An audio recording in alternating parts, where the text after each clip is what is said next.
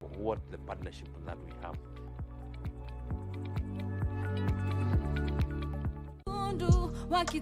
Tuandamane moja kwa moja paka kwa hilo tukio. Haina shida chief. Nitakupeleka. Monica, wewe shughulika na nyumba yako, acha na mambo ya watu wengine. Ukitaka kushika mwezi, lazima ufikiri kama mwezi. Kwani Juliana ako wapi? Mimi nitunge chizi. Lazima mtu aende atafute pesa ndio akuje Inua kwao. Nataka nikienda kusomea huko, unibebe na gari yako. Nizaleta vitu zangu huku leo ndo. In fact, hatuna muda. Tunaishi kwa nyakati za kuhuzunisha sana. Mama hali, mama halali.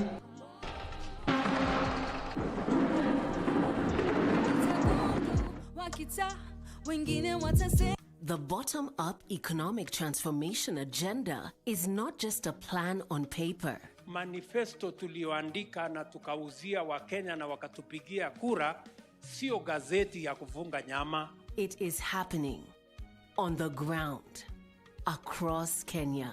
Enda subabogi Moriega Jodhurwa untie Mugani Pamjambo. In agriculture, Turukana wameamkia mambo ya ukulima sasa. on our roads, Lami black anaingia hapa anagausha hapa, wacha bana. in health, All our patients are in SHA 100%.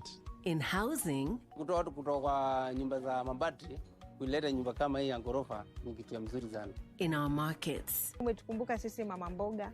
Shida zetu umezitatua. and so much more. It's a good thing the government inakuja mashinani na this is all what we have been requesting. This is transformation. This is impact. This is delivering the plan. Every Friday on KBC Channel 1.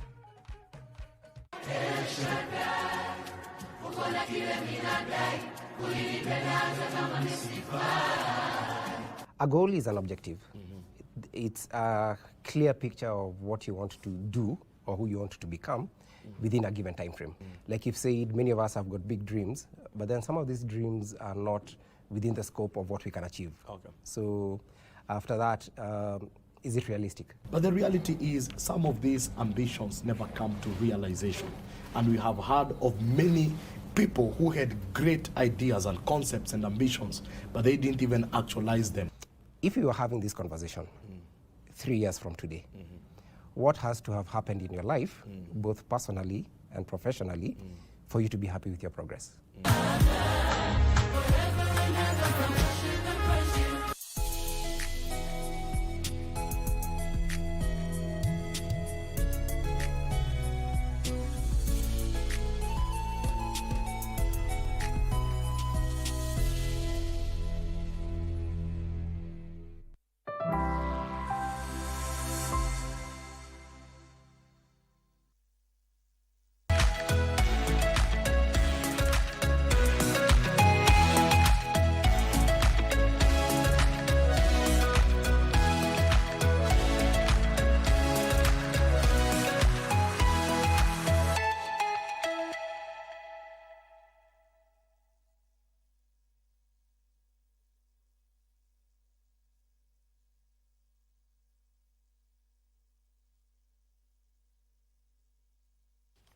Indeed, you are watching Good Morning Kenya. Welcome to the program today being the 1st of October 2025. Where are you watching us from? This is Good Morning Kenya, and it's always a pleasure to start this show with you watching us. A lot has been prepared for you, including a matter that talks about green security, and this is in regards with how security firms within the country can include aspects of sustainability in a bid to protect the planet.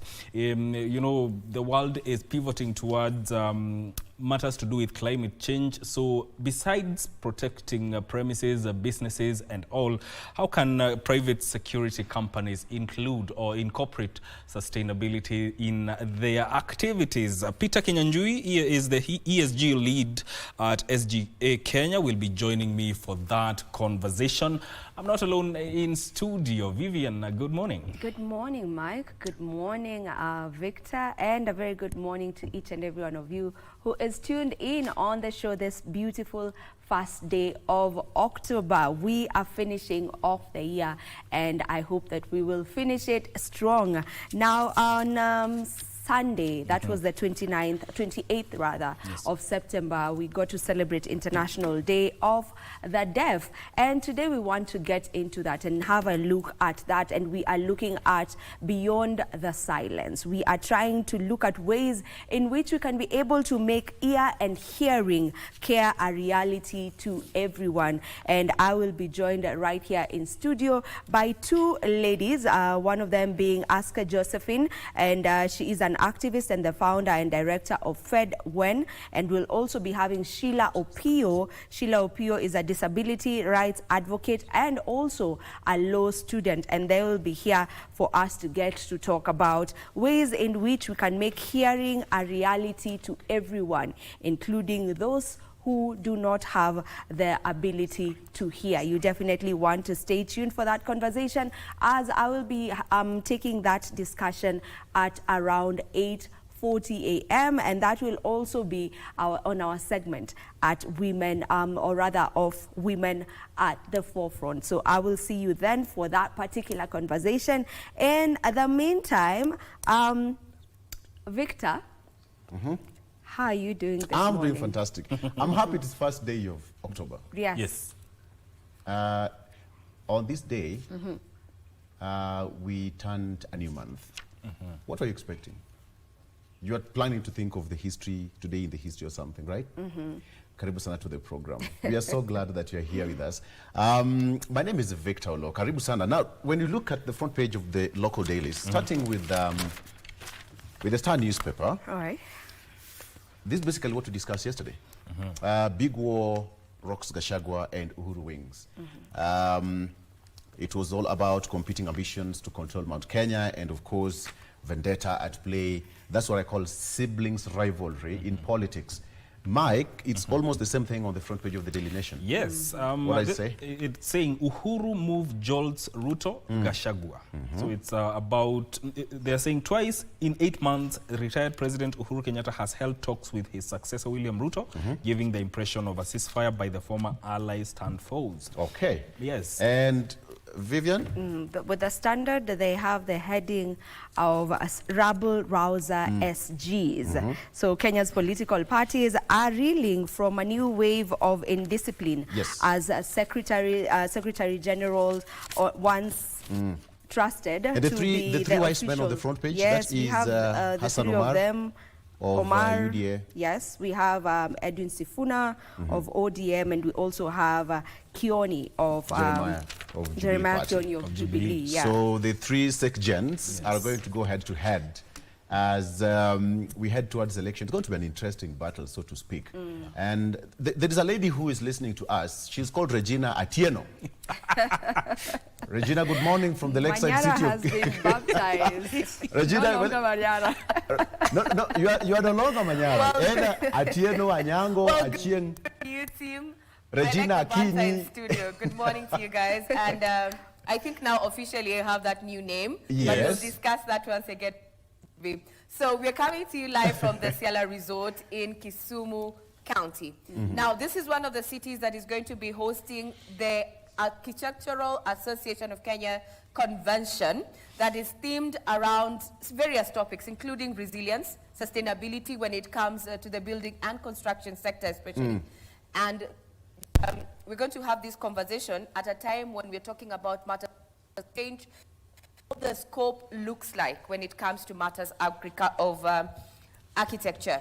So the person of interest who we are going to be having a conversation with, Victor, Mike, as well as Vivian here, is none other than the Director, Housing and Urban Development from the County Government of Kisumu.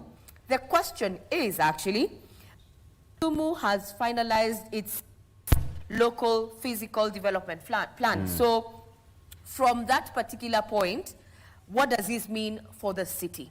Those are some of the questions that are going to be answered as we continue on this particular convention that is going to be happening for the next 3 days here to be on ground to bring you up to speed on the developments. Also here in Kisumu County, the weather is very good, but like 48 hours ago, we had stories. Some of the stories that were making headlines from Kisumu County include a report that a significant number of things actually were found in the lake, and there is a concern as far as matters of public health is concerned that this particular cache might find itself out of the county to Nairobi and other environs. We're going to be keeping on that, putting tabs on that particular development and finding out exactly what caused this particular massive fish. And this was happening in fish farms, and we all know it's an other alternative source of protein. That's just an update of what is happening in Kisumu County team back in Nairobi. Now let's bring you up to speed with those stories that have been making headlines. And we start off with one of the stories that has already been captured on various dailies. It's about the national recruitment of 10,000 police officers scheduled to begin this Friday will now go on as earlier planned. Now, this is after 2 petitions that were filed at the Milimani High Court seeking to stop the exercise while withdrawn on Tuesday. Here's Ruth Wamboi with the details. The planned recruitment of 10,000 police officers beginning Friday had been suspended by petitioners who demanded prior determination of the case overhaul between the National Police Service and the National Police Service Commission should handle the payroll system. Having considered the input of our principals who instructed us, they informed court that they had received over 20,000 calls and text messages urging them to abandon the petition. So, my Lord, considering we are facing a general election in 2027 and the scarcity of police officers, the numbers that has dwindled, also those assigned duties outside the country, like Haiti. They further informed the court that they had come to a realization that suspension of the police recruitment will not be the best interest of Kenyans who deserve more police officers. And these are instructions of the majority of the citizens of this country. May the court get favor with us, and if it agrees with us, it allows that application without costs. Justice Mugambi allowed the withdrawal of the petitions. I have listened keenly to the reasons by the petitioner and find no reason to deny the withdrawal. I thus grant a request to withdraw the 2 applications dated 9 September 2025 and 11 August 2025, as well as the petition with no orders as to costs. The file is hereby marked closed. The nationwide recruitment exercise of 10,000 police constables will take between the 3rd and 9th of October 2025 in 416 centers across the country. Withdrawing the petitions on Tuesdays, the petitioners cited that many youths who want to join the police service have already traveled to the recruitment centers, and stopping the exercise at this moment will be in bad faith. Meanwhile, a magistrate court has ordered for a 10-day detention of 6 police officers accused of illegal possession and trafficking of firearms and ammunition to the volatile North Rift region pending investigations. I therefore find merit in the application, and each of the respondents herein shall therefore be held in police custody at Capital Hill Police Station as sought for a period of 10 days from today's date, and the matter be mentioned on Thursday, 9th October 2025. The officers were arrested on September 26, 2025 in Eldoret and Nairobi. And so it means that exercise will proceed as earlier scheduled. Now, youth unemployment remains one of Kenya's biggest challenges. Kenyan graduates among the more than 12 million young Africans who enter the job market. This is according to the World Bank, which further says nearly 70% of the youth are currently stuck in low-quality jobs, with only about 3 million formal jobs created annually. Now, according to Principal Secretary Dr. Esther Moria, in charge of TVET, she said the government is transitioning education and training to be practical, demand-driven, and connected to industry in between the growing disquiet over unemployment. Here is Joseph Wahungu with the details.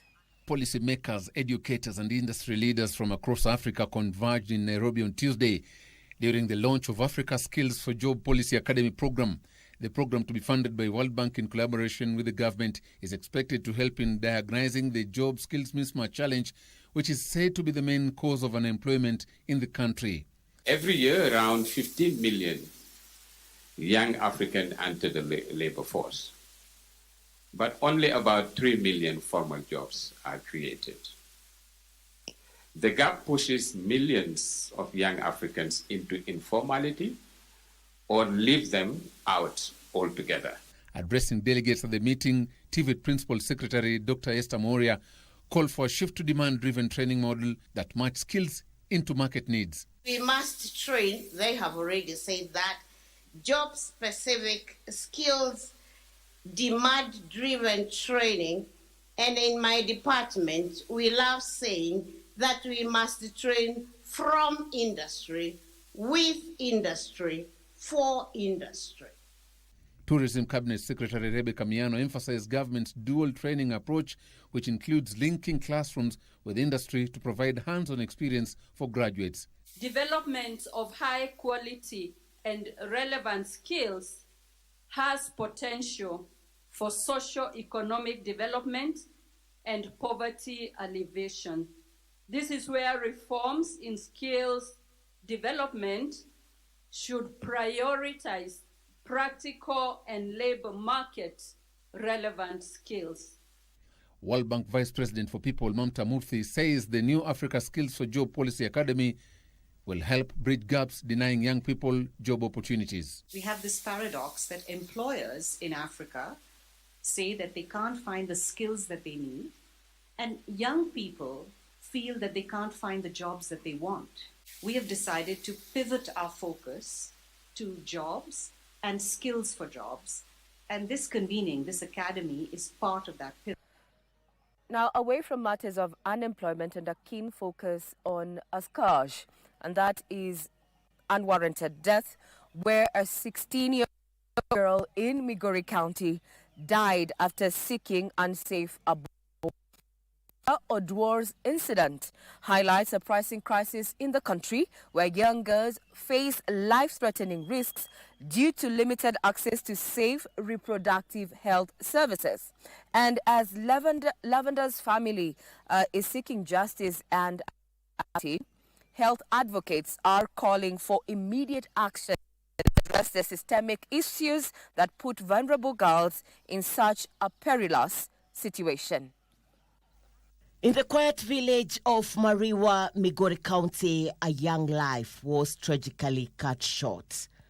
Lavender had dreams of becoming a teacher. However, during the December holidays, the Form 2 students' aspirations came to a devastating halt. Sasa kufika on Monday ndio napata habari ya Lavender. Asubuhi kitu kama saa 11 kuelekea saa 12 hapo. Eti mama Lavender ako mgonjwa, anaenda kwa hospitali. Nikawauliza, Lavender mugani? Lavender's story is not just a personal tragedy, but a reflection of a larger systemic crisis affecting young girls. Lavender's mother recalls her daughter as a vibrant and ambitious girl. But beneath her cheerful demeanor, Lavender was grappling with a secret, a 5-month pregnancy. Like many girls facing unplanned pregnancies, she felt trapped, fearing the stigma and judgment that could force her to abandon her education. In a desperate bid to keep her dreams alive, Lavender sought an unsafe abortion at a backstreet clinic, hoping to return to school without anyone knowing.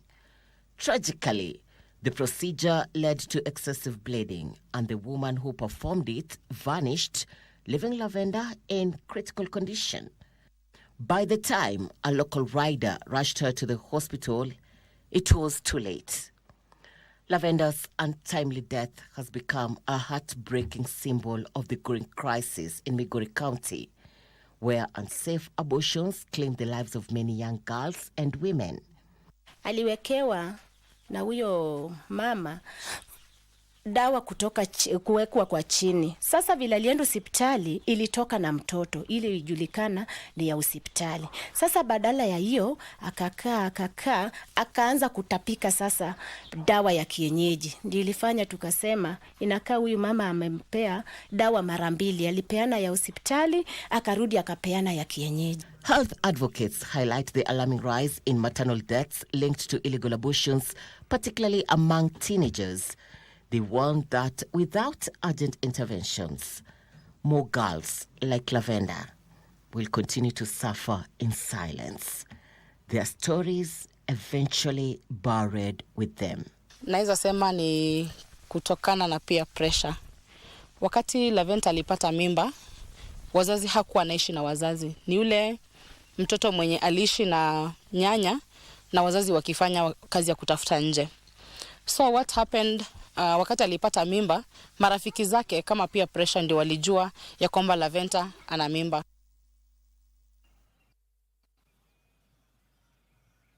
Quite unfortunate, just looking at the issue of stigma and how far Kenya has come on matters of medical advancement. So when it comes to matters of either pro-life or pro-choice, it's thin line, and I'm sure in the course of this particular week on Good Morning Kenya, we are going to be addressing those issues, you know, matters of abortion. How can we ensure that we do not lose such young lives because of stigma and a process that might find its place currently as it is prohibited unless sanctioned due to health reasons. Now, before we speak or take a quick break, is that the Kenya Tea Development says suppressed tea bonuses have been sanctioned by international market dynamics and currency exchange movements. Here's details as prepared by Benson Rioba. Week, tea farmers from tea growing zones have been up in arms over low tea bonus payment by the Kenya Tea Development Agency. KTDA says the reduced payout is due to a steady Kenyan shilling that traded at an average of 129 shillings from 144 shillings the previous financial year. The tea agency also says reduced demand from global markets and increased operational costs also negatively affected earnings. The payout discrepancies between the factories in the east and west of the Rift Valley are due to the quality of the green leaf. Zone 5 farmers were among the highest paid this year, with the 5 factories disbursing 5 billion shillings. Ngine zimepoteza hata shilingi 10 ukilinganisha bei ya mwaka huu na mwaka uliopita. Kwa hivyo ukitazama peke yako utaona kama wewe ndio umeumia peke yako, lakini bei ziliteremka kwa jumla kutoka juu mpaka factory zote. Hakuna factory ambayo haikupoteza kitu comparing to last year.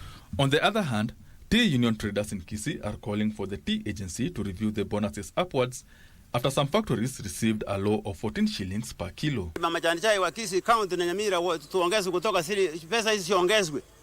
Kavura tarehe 7 mwezi wa 10 siongezwe kutoka shilingi 10 hadi shilingi 25 35. To reduce the cost of production, a section of leaders from the west of the Rift Valley are calling for special power tariffs for tea producers. Tunashiaga chai usiku na tunajachiwa peak hours. Kwa pande hii walikatwa pesa zao na tukaambiwa, you know, cost of power katika tea factory zetu is one of the biggest drivers of the cost of production. KTDA affiliated factories have been encouraged to increase production of orthodox tea to reduce incidences of unsold black CTC tea at the auctions that has brought down tea prices. For us to be able to access new markets, then we must have new products for those new markets away from our traditional kind of production.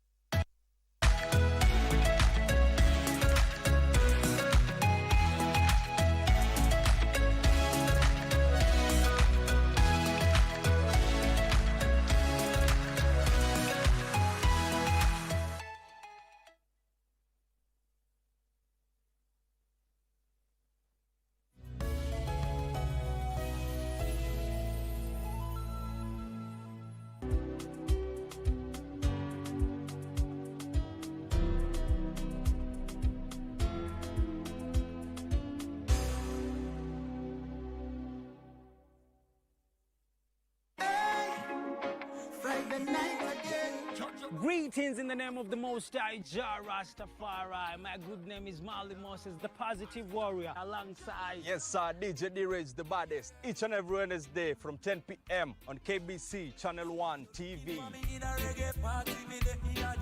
Tunakuletea the biggest reggae party in 254 in a yard extra. Extra niceness of reggae music. Extra dose of entertainment. When the thing is nice, we have to do it twice.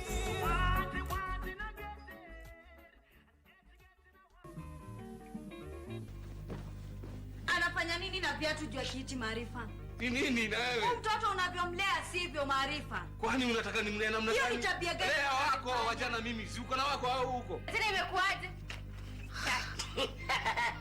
Jamani. Sasa ni tabia gani, malezi gani haya? Yaani mtoto kupiga mtu mzima chakula? Nitakupiga mbao sasa hivi hapo. Hebu tu hapo. Mtoto ana adabu na watu. Mtoto kupekesheni watu. Hapana zoa. Unajui kuchapa. Hapana zoa hapana. Unajui kuchapa.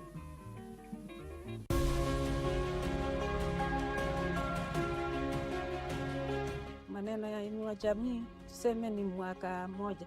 Hii tutu hash imenisaidia nikitoa kwa nyumbani, sio kupanda gari kama kitambo ni tulikuwa tunaenda Kapsabet.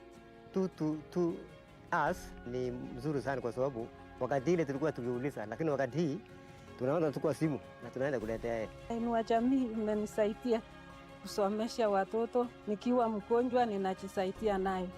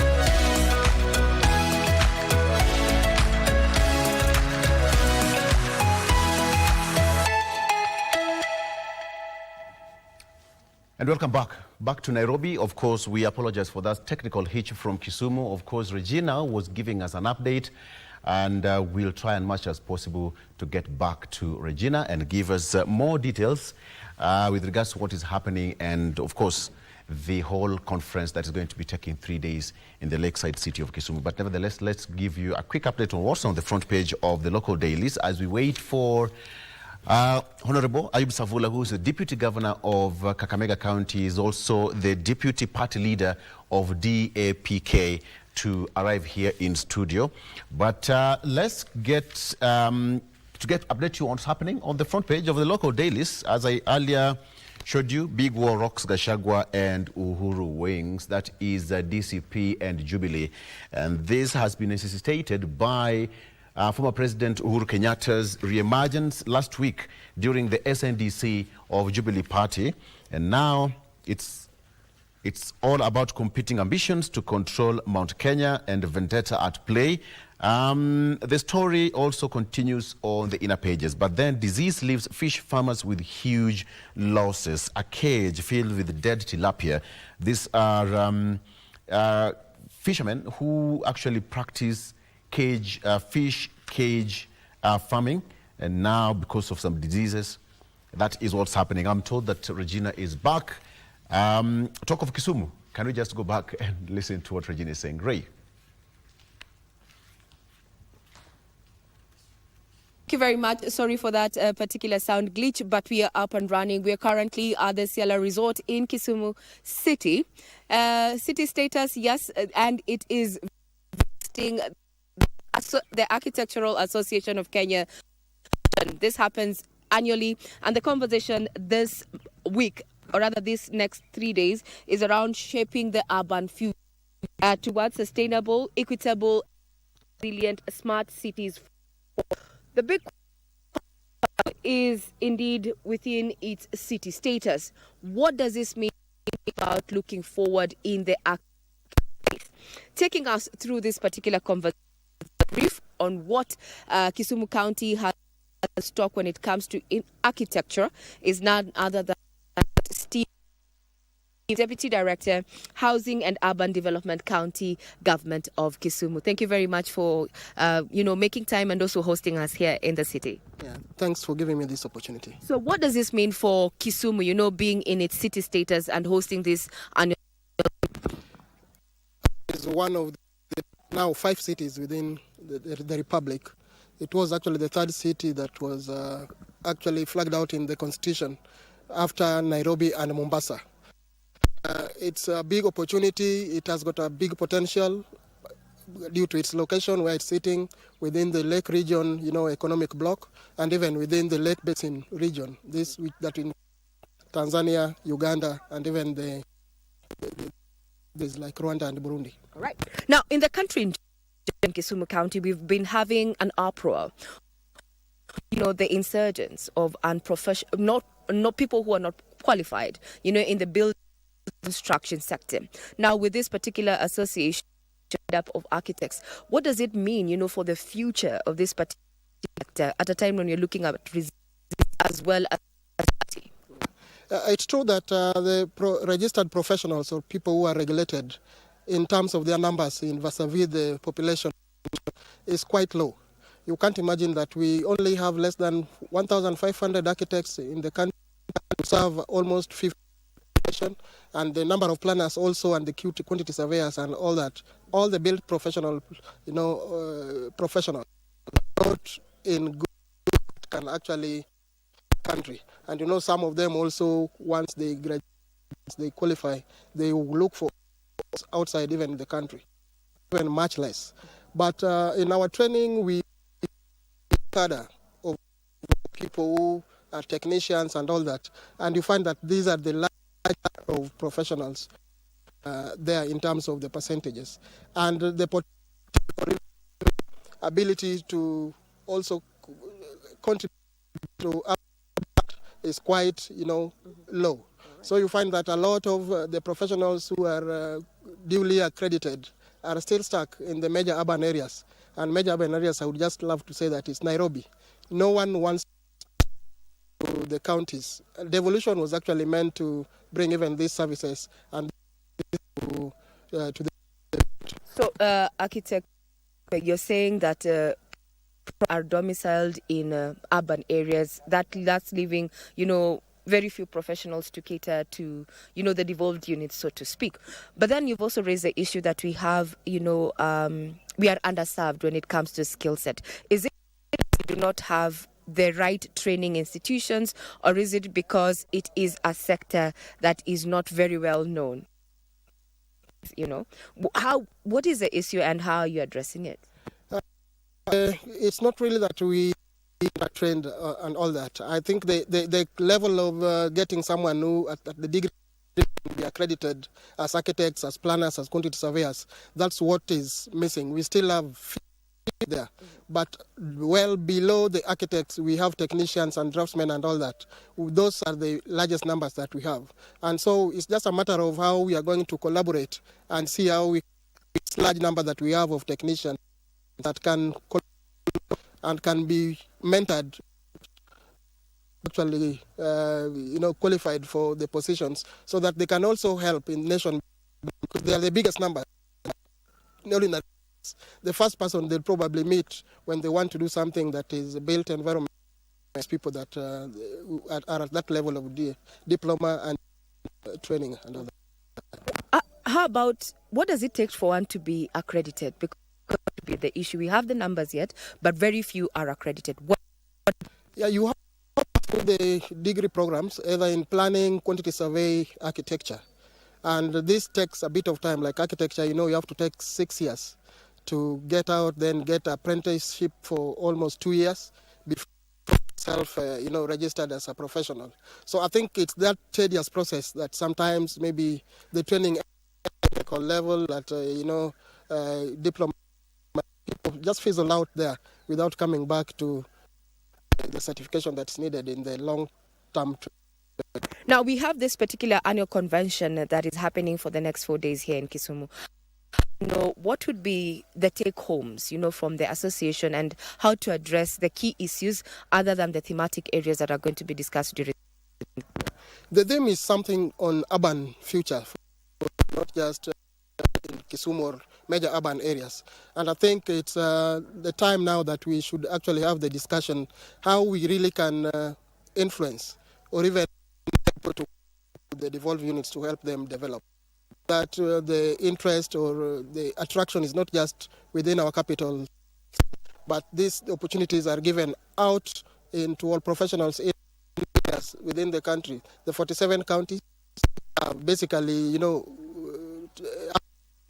each and every county has got a major urban area that has been developed either as a municipality or as a city. We must attract the professionals to come down and work with the county so that we urban development. All right. Now, as we bring this to a close, we have the Engineers Board of Kenya push towards having on accord, to allow, professionals practice globally.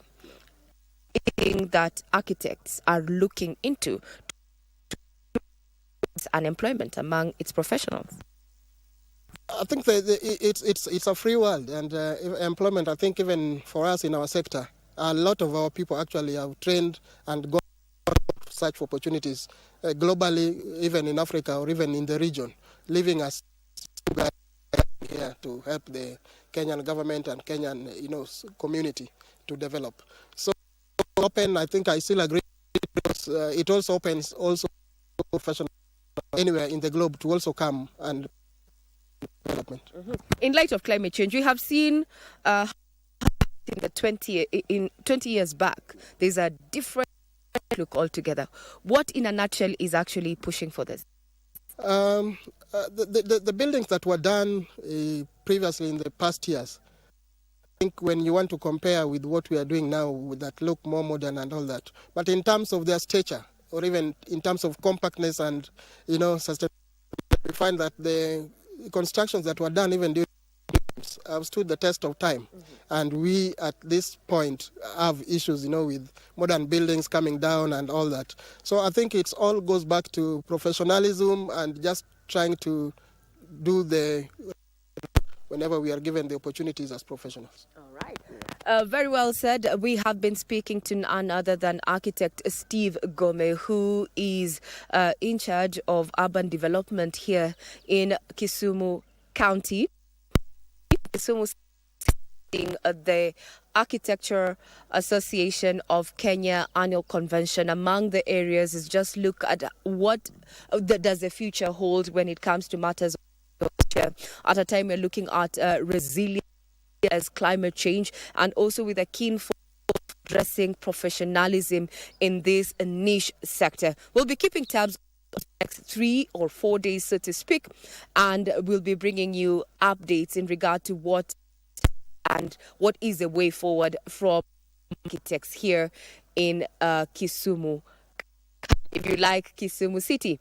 I'm Regina Manyara, and I hand you over back to Broadcasting House, where we proceed with Good Morning Kenya with the team Victor, Vivian, as well as Mike. Take it away. All right. Thank you very much, Regina, for that. And I hope you're going to enjoy and have some good time in Kisumu. And please stay safe. Coming back to Nairobi, we are talking about the issue to do with the control of Mount Kenya. That is on the front page of the Star newspaper. Now, let me go further. Inside IEBC's 10 billion shillings to plan to register 6.3 million new voters, the Independent Electoral and Boundaries Commission has unveiled a 9.6 billion shillings strategy to register at least 6.3 million new voters ahead of 2027 general election. That exercise kicked off on Monday. Kindly, if you have not registered as a voter, take it. Right now, there are no queues. There are no queues. It will take you around 10 minutes and less than 10 minutes, and you're out of a polling center or a station. Just register right now. Don't wait for last minute. That will give you a lot of pressure. All right, that is what I have here on the front page of the Star newspaper. Again, Obado's 235 billion shillings anti-graft deal at risk after EACC reject plea bargain. That is on the front page. And of course, the story, it has been happening for quite some time with regards to the former governor. Ex-MP, Boston Marathon champion Lagat Mond, of course, that also goes hand in hand with the requiem mass of the late Cabinet Minister Dalmas Otieno, which was actually conducted yesterday at the Don Bosco Church in Upper Hill, and Kenyans are just giving their eulogizing the two leaders in the public sector and how they contributed to the growth of the country. Of course, that is the big question here, is the big statement where there is a big war that rocks Uhuru and Gachagua wings. After former President Uhuru Kenyatta and SNDC last week on Friday, now there is emerging war between the DCP and Jubilee. Remember, Matiang'i, who is alleged and being fronted to be the flag bearer in the Jubilee party, was at some point, had a dalliance with DCP. But then now that is somehow fading, with words along the corridor saying that former President Uhuru Kenyatta is fronting Gachagua to be, Matiang'i to be the flag bearer of the Jubilee Party. Now, according to the paper, it's now a case of bitter political row, which is now threatening to fracture the unified opposition, as well as triggering the struggle to select a presidential candidate for the 2027 general election. This is what I usually say, Vivian and Mike. Yeah. Choosing a presidential candidate in Kenya is always a boardroom affair. It's never a ballot affair. By the time all these heads will sit down and front a candidate to run in a particular ticket, it's always a rigorous process that requires boardroom affairs, late night meetings, strategy plans, think tanks. We have got international community also involved. Remember, Kenya sits so pretty in the eyes of other people. You know what I'm talking about? Yes. And so other countries will also have an interest. But democratically speaking, it's always a rigorous process to pick a running mate and a flag bearer in a general election, having in mind that the whole essence is to ouster the incumbent. That has always been the target. So it's going to be quite interesting moving forward, because now we have got so many formations going to start coming up. Yes. Coalitions, friends are going to have coffee, all right? Friends are going to have tea. There are so many meetings that are going to be held moving forward. And it cannot just be more interesting. I mean, we like it. Vivian, talk of politics and the SGs on the front page. Yes, and let's get into that. That is what the Standard newspaper's front page is saying. Rabble-rouser SGs. Kenya's political parties are reeling from a new wave of indiscipline as secretaries general, once trusted to be the official voice of their movements, morph into political machineries. From ODM's Edwin Sifuna to Jubilee's Jeremiah Kioni and UDA's Hassan Omar, the misuse of party logos and platforms to settle personal scores is fueling bitter contradictions, sowing to confusion and raising questions over whether party leaders or their renegade secretaries truly speak for the rank and file. That is the main story on the Standard, and that story has been fleshed out on page 4 of the Standard.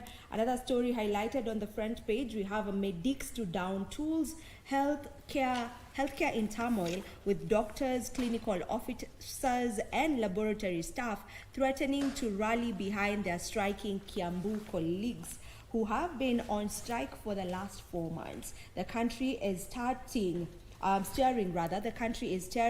at a paralysis of services that could plunge patients into unprecedented suffering. Another story on the front page, we have AGOA, Kenya looks to China for duty-free exports. All right, let me continue with that.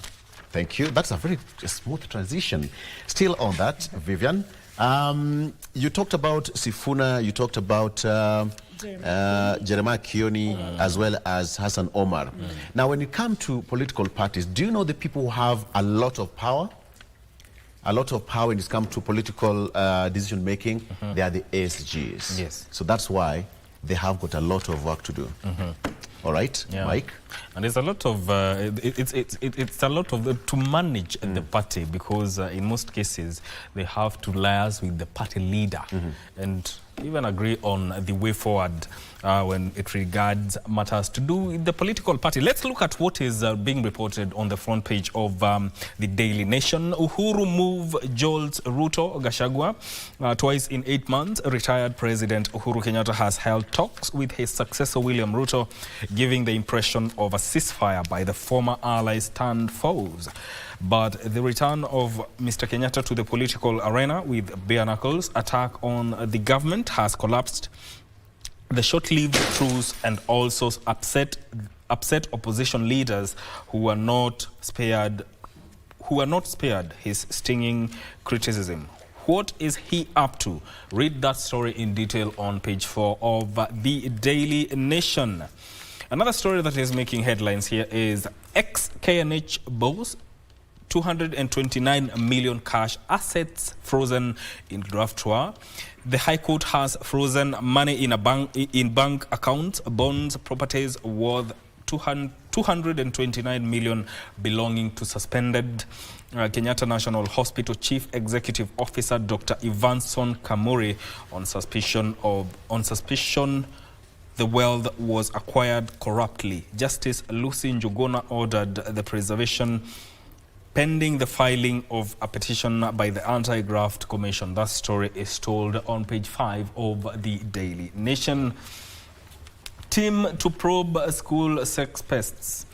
The Education Ministry will set up a specialized unit to address rising cases of teenage pregnancies. Since January 2024, 69 teachers have been sacked by TSC for sexually abusing learners. That story is told on page 6 of the Daily Nation. Former DO recounts Al-Shabaab captivity.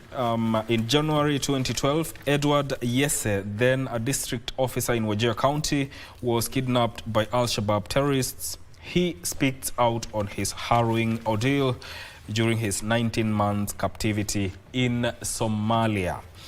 Another story that is making headlines, and it regards IEBC. IEBC blames mistrust for 61 billion shillings elections budget. Kenya's elections are among the most costly in the world at over 2,000 shillings per voter, way above the 646 shillings benchmark.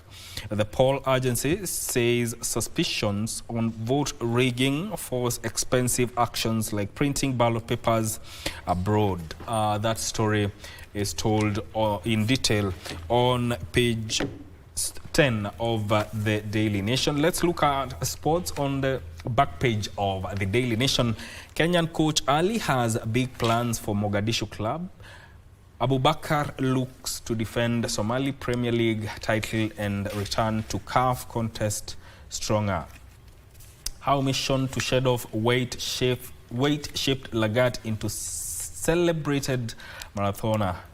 Read that story on the back page of the Daily Nation. That is what is captured on the Daily Nation. Victor? Vivian, what you continue that bit of it. Okay, we have on the Standard, going into the pages, we have MPs want former NHIF boss staff arrested over loss of public funds. Now, lawmakers are now calling for the prosecution of officials of the defunct NHIF while considering a report of the National Assembly's Public Investment Committee on Social Services and Agriculture. MPs said the officials, including the former CEO, that is Mwangi Geoffrey, should be held accountable for the loss of public funds. So that is a story that has been written on page 2 of the Daily Nation. You can read it out over there. We have improved maternal medical scheme, Ruto tells Uhuru. President William Ruto has told of his predecessor, Uhuru Kenyatta, over his recent remarks on Linda Mama program. Ruto yesterday said although Linda Mama was good, it has been replaced with a better Linda Jamii initiative. And they've quoted what the president said here, and he said, "What wrong have we done in replacing a good program with a better one? Linda Mama was only catering for the mother, while Linda Jamii will now cater for the whole family." This is what the president said while in Kajiado after commissioning the second phase of Uma University. Another story right here, and it is on Dalmas being eulogized as a gentle political giant. Now, from crafting national reforms to mentoring young leaders, his influence ran deep. Friends, rivals, and family alike remembered him as a principled visionary who led with empathy and intellect. And he was eulogized as a development-focused, intelligent, and humble man who always sought for solutions. Then we have the story of the rogue SGs. You can read that on page 4 of the Standard. How KQ's 387 billion shillings dream crushed before takeoff. A parliamentary committee has heard that Kenya Airways' ambitious project, that is the Mawingu project, once touted as a game changer for the national carrier, became one of its most expensive ventures that ultimately failed to take off. Now, an ambitious multi-billion plan to dominate African skies collapsed, leaving the national carrier in debt. All right. All right. Do we finish off with a... Okay. Yes. Okay. Let's take a break. I think it's a good time we take a quick break. Yeah. Absolutely. Okay. And when you come back, Mike, we'll be circling back with you. And then later on with the Deputy Governor, Savula. Stay with us.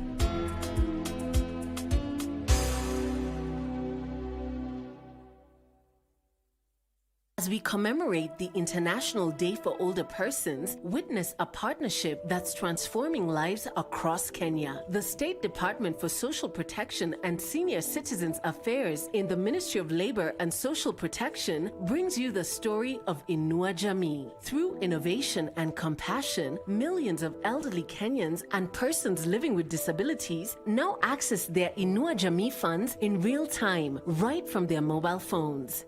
We have done the shift is marvelous because out of the shift, the beneficiary gets a message. Immediately the cash hits the phone. Saa hii vile waliweka kwa Safaricom ni vizuri kwa sababu ikiingia wanajua pesa yako imeingia. Inua Jamii, empowering lives, restoring dignity, one person at a time. This Wednesday, October 1st at 6:50 p.m. on KBC Channel 1. Jeshi la Ulinzi la Kenya KDF linawatangazia zoezi la usajili wa Kenya ambao wangependa kujiunga nao kama wanajeshi. Zoezi hili litafanyika mwezi Oktoba mwaka huu. Usajili ambao utafanyika ni wa General Service Officers GSO, Cadets Regular and Graduates, Specialist Officers, General Duty Recruits, Tradesmen and Women and Defense Forces Constables. Je, una ndoto za kutumikia taifa la Kenya kama mwanajeshi? Kwa maelezo zaidi tegea KBC Radio Taifa tarehe 4 mwezi Oktoba, punde tu baada ya taarifa ya habari ya saa 1 usiku. Kadhalika, kwa maelezo zaidi ya wale ambao wangependa kujiunga na jeshi la Kenya, tembelea tovuti ya www.mod.go.ke. Kumbuka, tendo la hongo na ufisadi wa aina yoyote ni kinyume cha sheria na hakuna anayeweza kushawishi usajili wako, kwani zoezi hili ni la bila malipo kwa wote ambao wangependa kujiunga na jeshi la Kenya. Ukikubali kuadaiwa, utapoteza pesa na mali yako na kuishia korokoroni.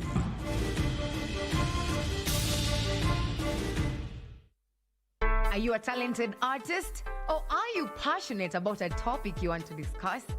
But money can be very hard to find for an upcoming artist.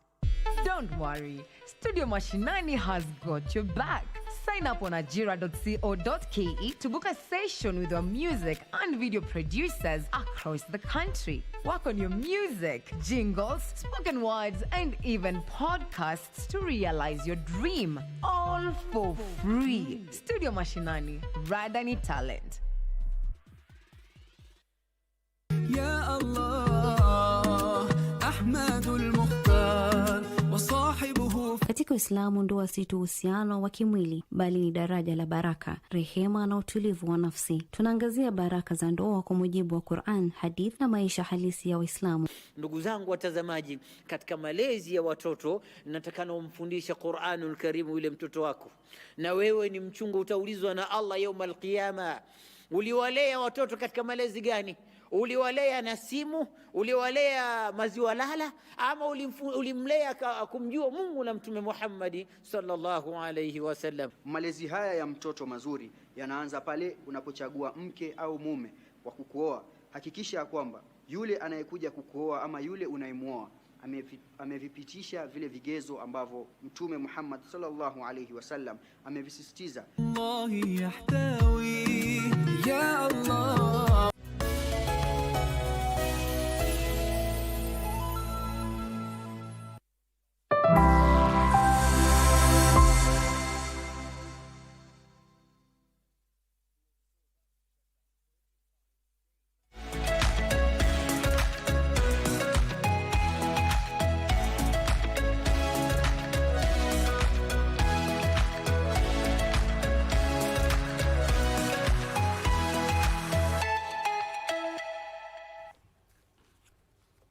Just in time for a fast conversation right here on Good Morning Kenya.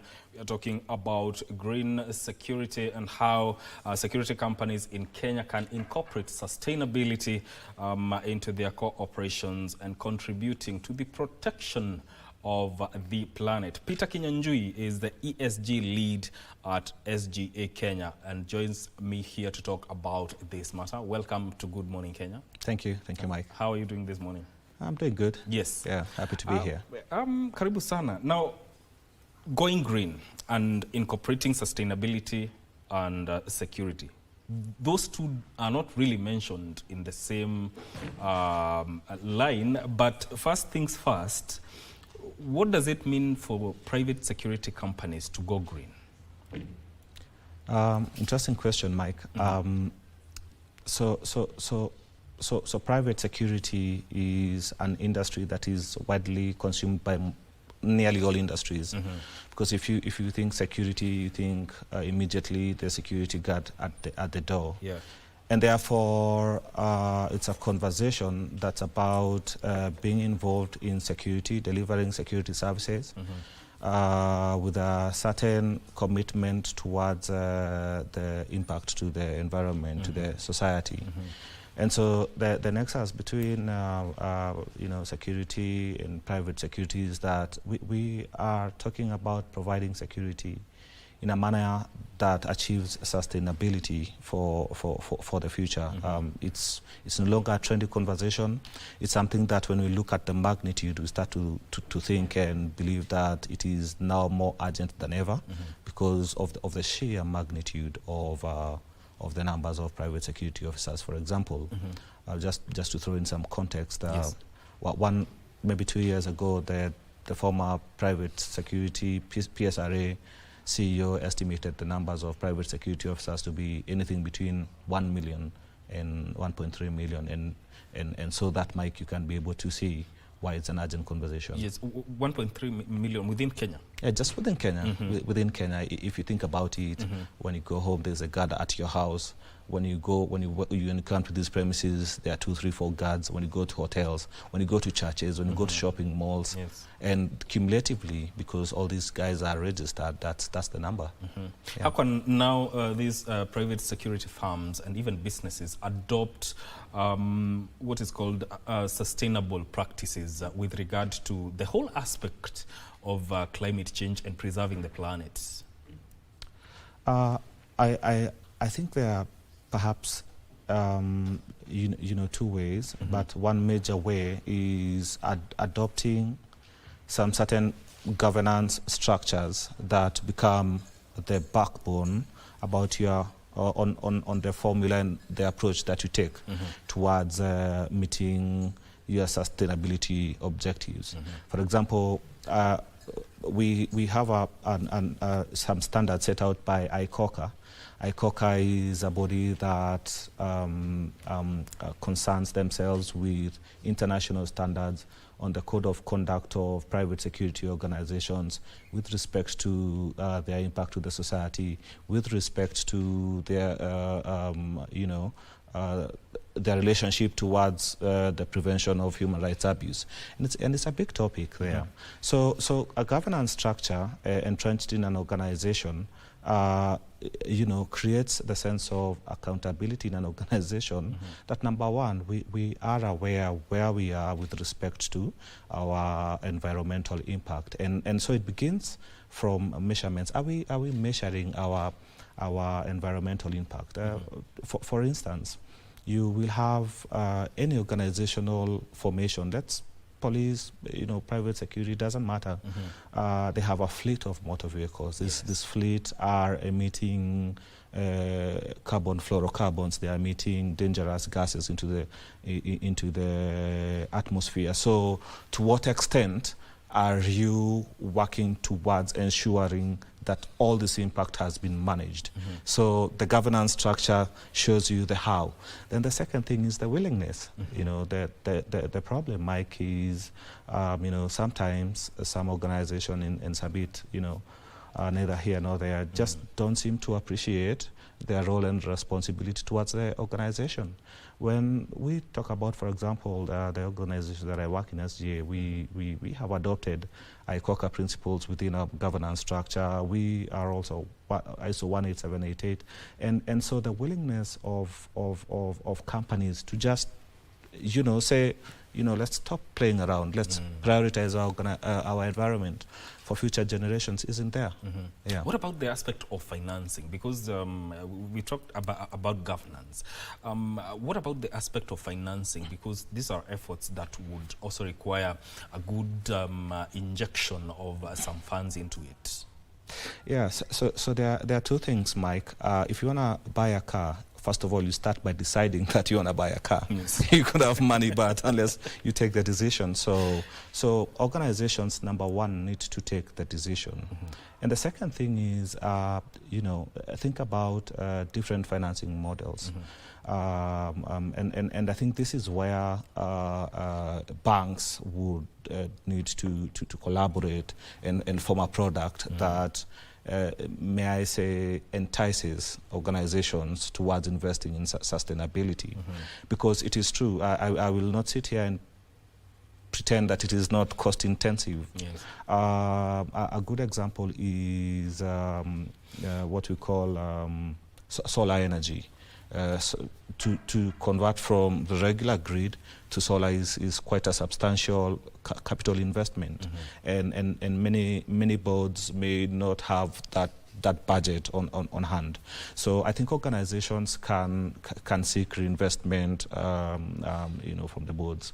Organizations can seek partnership with banks and other financing institutions to bridge the gap. Yes. And then the second thing is that consumers of security need to also encourage the conversation by making sure that you are looking at organizations that are aligning themselves with sustainability, because we are not going to change the society, Mike, if we keep on hoping things will be better, whilst our own selves are not committed towards partnering with those organizations that prioritize sustainability. That means that, for example, if I am to offer you a CCTV camera, which, by the way, we do, then I am offering you, one that has been marked with, meets the environmental threshold of sustainability. I can offer you solutions that are paired with solar and what have you. In terms of technology, the world is fast changing, and the aspect of technology cannot be ignored. And my question here is, how can technology help in creating a balance between operational efficiency and environmental responsibilities, especially within the private security sector? So I'll tell you a fun fact. It takes 15,000 pages of paper to destroy a whole pine tree. You know a pine tree? Yes. Paper comes from tree. Yes. And the interesting thing here is that many organizations will still put a book at the reception to register the people who are coming in. So technology such as visitor management systems can come in to ensure that there is less stress on the paper that is being expensed to achieve the objective of registering personnel. That's an example of where technology can come in, Mike. Yeah. In terms of, let's look at community and engagement. Many private security guards live within the communities that they serve. So the question here is, how can they be champions of environmental initiatives within the communities that they serve? Interesting question, Mike, there, because it is true that a majority of the guards come from the society, and so ISO 18788 of 2015 is a management standard that ensures that a private security organization that is working within a society is number one, aware of the stakeholders, number two, being very deliberate about how it is managing the stakeholders, amongst which is the community. So there are a couple of conversations here. Number one, our security guards can be champions of sustainability by recognizing their roles, their own individual roles towards changing the environment and what we know it to be today. We say, it's becoming an unsafe country, but what is your own individual contribution to safety? The second thing is we have to continue with the awareness conversation, so much so that the security officer feels empowered to be able to communicate to the neighbor, hey, don't throw the plastic away, because it is contributing to a lot of environmental stress to our environment. But also organizations can be clever, and I think this is why we have set ourselves apart. Think about, for example, if you have a guard force of 10,000 people, and every security officer will have a change of 2 to 3 uniforms every year or two. Yes. And so there's a changeover. Are we taking this uniform and dumping it into the dustbin because you have worn it and now you need new clothes? No. SGA is becoming clever about repurposing uniforms so that within the communities can help to ameliorate the weight of the social impact on the community, for example, by providing school bags. So we will repurpose old uniforms and create a school bag that school-going children would be able to carry their books. Yes. And Mike, we would not be honest to ourselves if we do not admit that we know in our society there are people who go to school without bags. Yeah. From your perspective, do you believe that private security firms can change the mindsets of the communities within which they serve in as far as environmental conservation is concerned? I do believe because I think within any sector, private security has the most membership.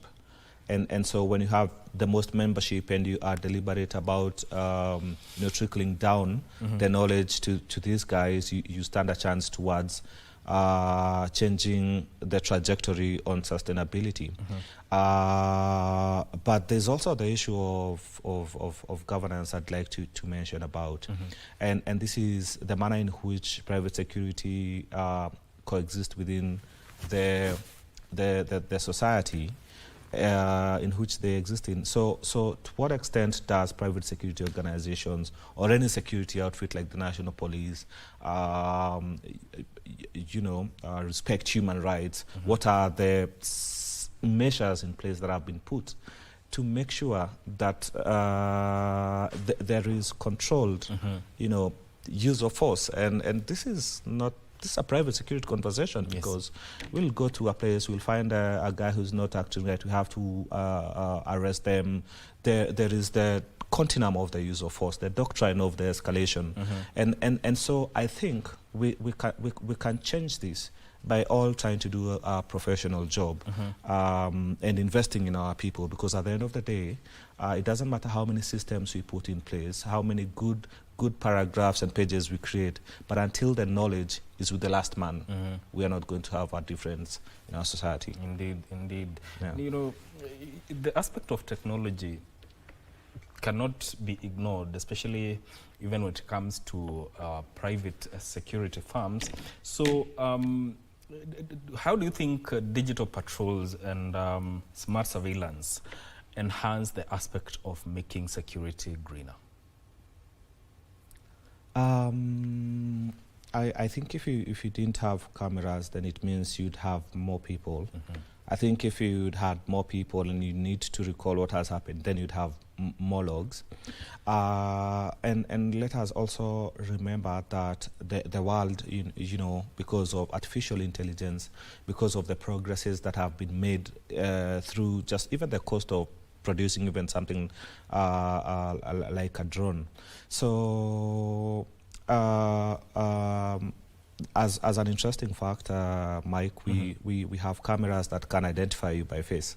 Yeah. So that means if you've been a little bit naughty and you're walking around in the same way that sometimes I see there is a notice put out there of an individual who is being searched by the authorities. A camera can pick you up and identify you and notify the person who's watching this on the wanted list. So I think you cannot disassociate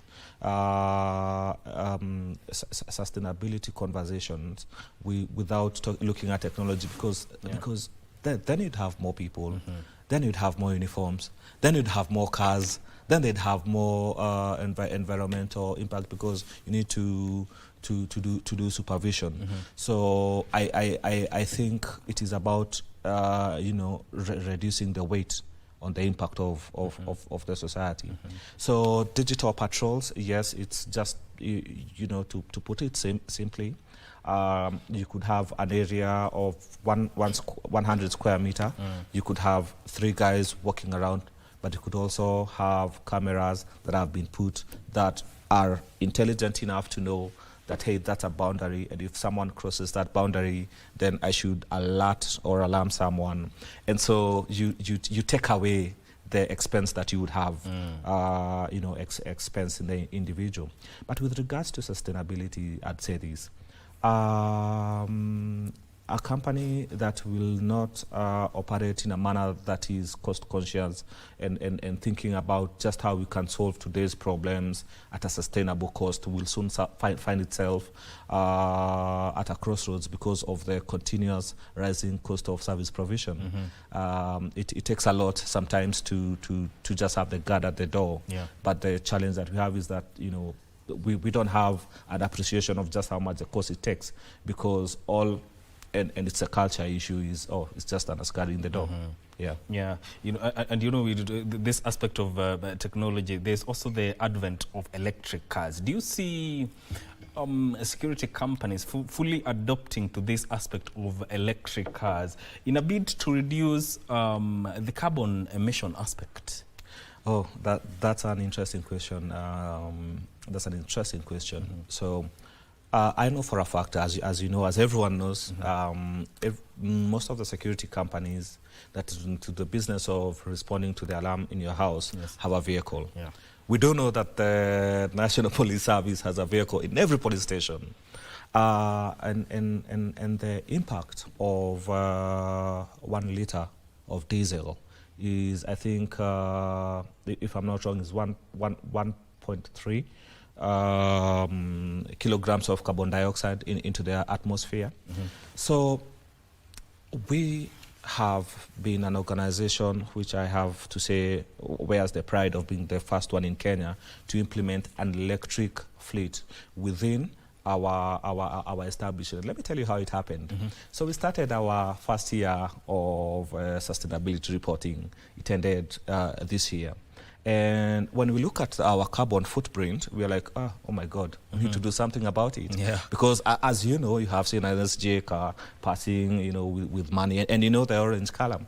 And our leadership, our board of management says we have to do something about it.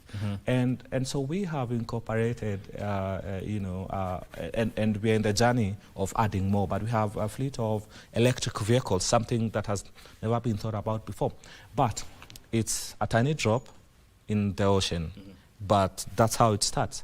And so if all these vehicles gradually, consistently are changed into electric, then we would have less stress of carbon dioxide, of the toxic gas in our society. And to conclude on that point, there are some neighborhoods that you would walk into and you suddenly feel the air is not right. Yeah? And there are some others that you walk into and you feel like, oh, this is blissful. That's the difference. The concentration of the people, the enormous over-reliance of the cars, the bad maintenance, and I don't blame anyone, but it's the reality as it is. So I believe that if organizations take the bold step in investing in this direction, then we have a chance. We have a chance. And we have a chance. Finally, how in all this matters to do with sustainability, how do you think companies, private security companies and organizations can adapt sustainability and still maintain a competitive edge? Well, that's a hard one. That's a hard one, man, because it's a bold and daring step into a direction that not many people are walking to. They are gradually awakening to the need to be sustainable. And as we started by saying, it's quite cost intensive. So it takes, first of all, an organization that is deliberate enough. But let us look at just what our society is, I'd say, start. Start small. Start by being aware. And make small investments. For example, if you have a tiny center, just ensure that that particular place you have transited or permitted to solar, and you will see that it constitutes it lightens the weight on the electrical grid, and contributes to lesser bill. So there is an initial capex cost here at the beginning, but as you roll it out and in the long term, you get to enjoy the benefits of that investment. So yeah. Yes, your final words. My final words is I think when I look at myself sitting here and everybody who is in a position of authority, the burden is on us. It's not on anyone else. This TV show is not for anyone else except you who's watching. And therefore, I think we have a responsibility to be aware. And let's start small. I like to take small steps. Yes. Yeah. Thank you so much. Thank you, Mike. That is Peter Kenyajui, who is the ESG lead implementer at SGA Kenya, talking to us about matters to do with green security. This conversation wraps up about now, but stay with us. Good Morning Kenya continues shortly with Victor Olo. My name is Mark Mui. Stay with us.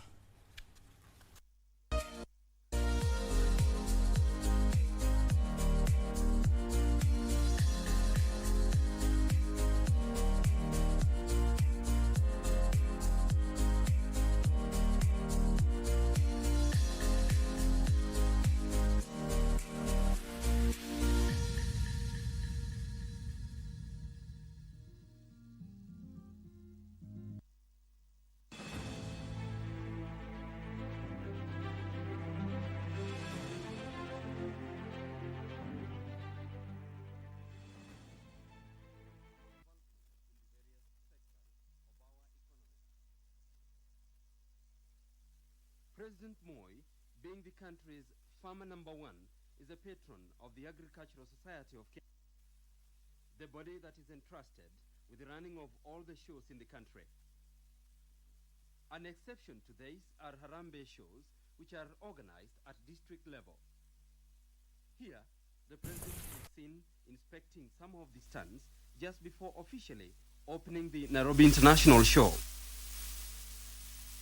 On these occasions, President Moi takes an opportunity to see for himself what our farmers are doing and to give advice as to which sectors of the economy should be strengthened more.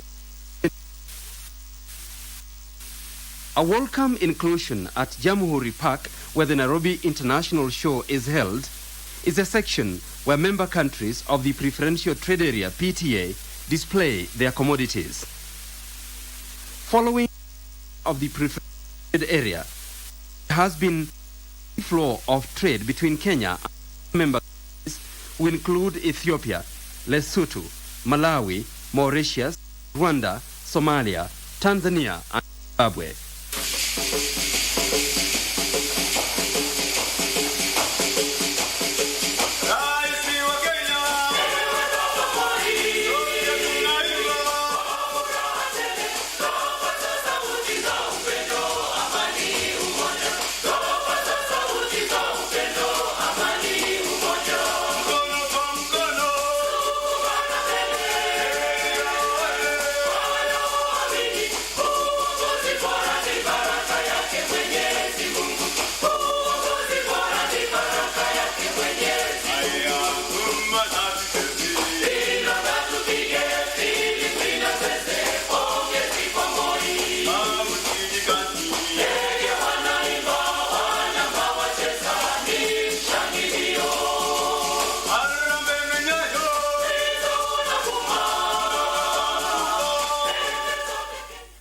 As farmers toil everywhere in the country, they are daily guided by the Nyayo philosophy of peace, love, and unity, as advocated by His Excellency the President, Daniel Arap Moi.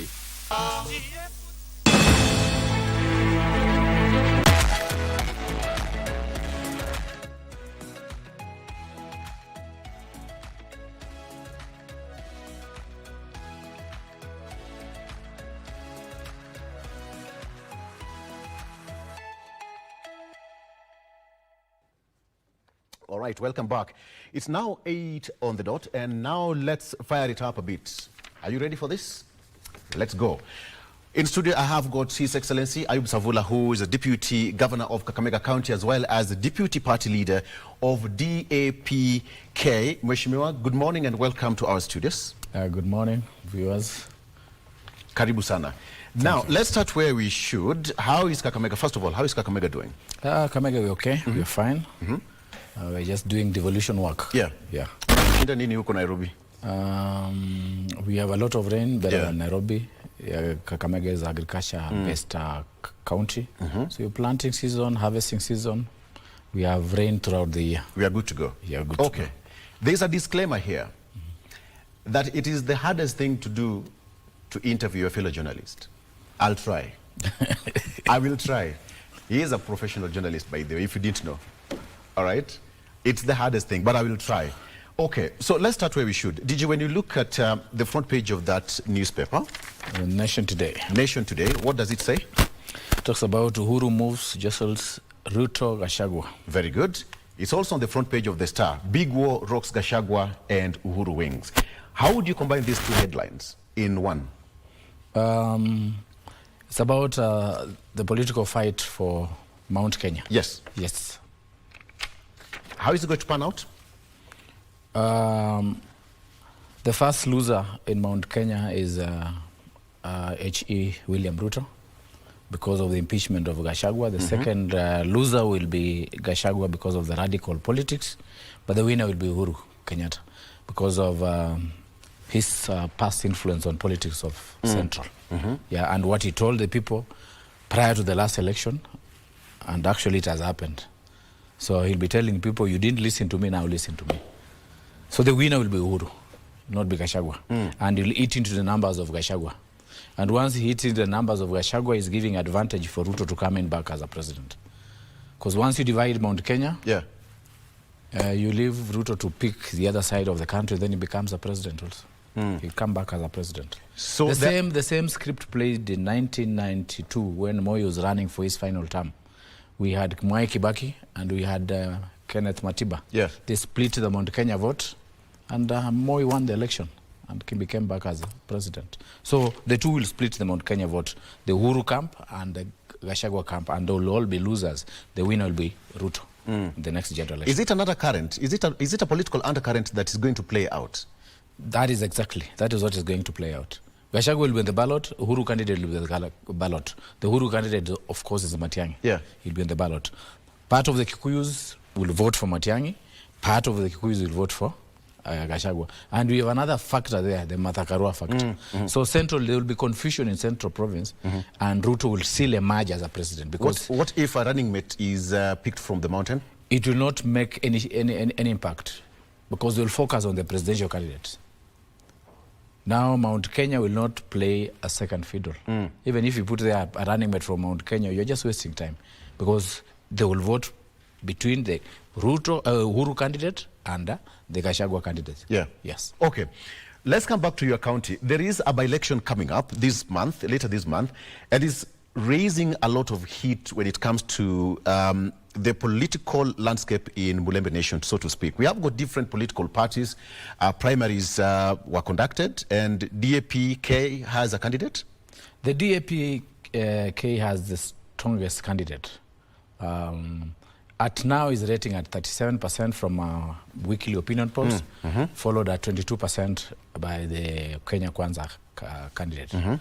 But as the deputy party leader of DAPK, my heart is with DAPK as a deputy party leader. But on the other side, I'm conflicted because ODM, which is the partner to our coalition, actually the main partner, governor was elected on ODM. I was elected on DAP ticket as his deputy. So we formed a coalition. The constitution says that the national government and county government are supposed to work together. In this sense, since ODM is working with Ruto, we are supposed to work together to fight for the candidature of Kenya Kwanza candidate. But me being conflicted because I'm a deputy party leader of DAPK, I will make a decision that the people of Malava should elect their own leader. My heart is with the DAPK, where my where I belong as the deputy party leader. But on the other side, I'm conflicted because my boss will be campaigning for Kenya Kwanza leader. And when politics are in such status, you bring conflict at the county level and it affects service delivery. This is just a by-election. It is running for a period of 3 months and it will be a gone case. So the people of Malava must make the correct choice. The correct choice? But my heart is with the DAP candidate. Yeah. But the correct choice is the decision of the people of Malava. That is more or less saying that you're supporting the DAPK candidate. My heart, that's where I belong. Yes. I'm the deputy party leader of that party.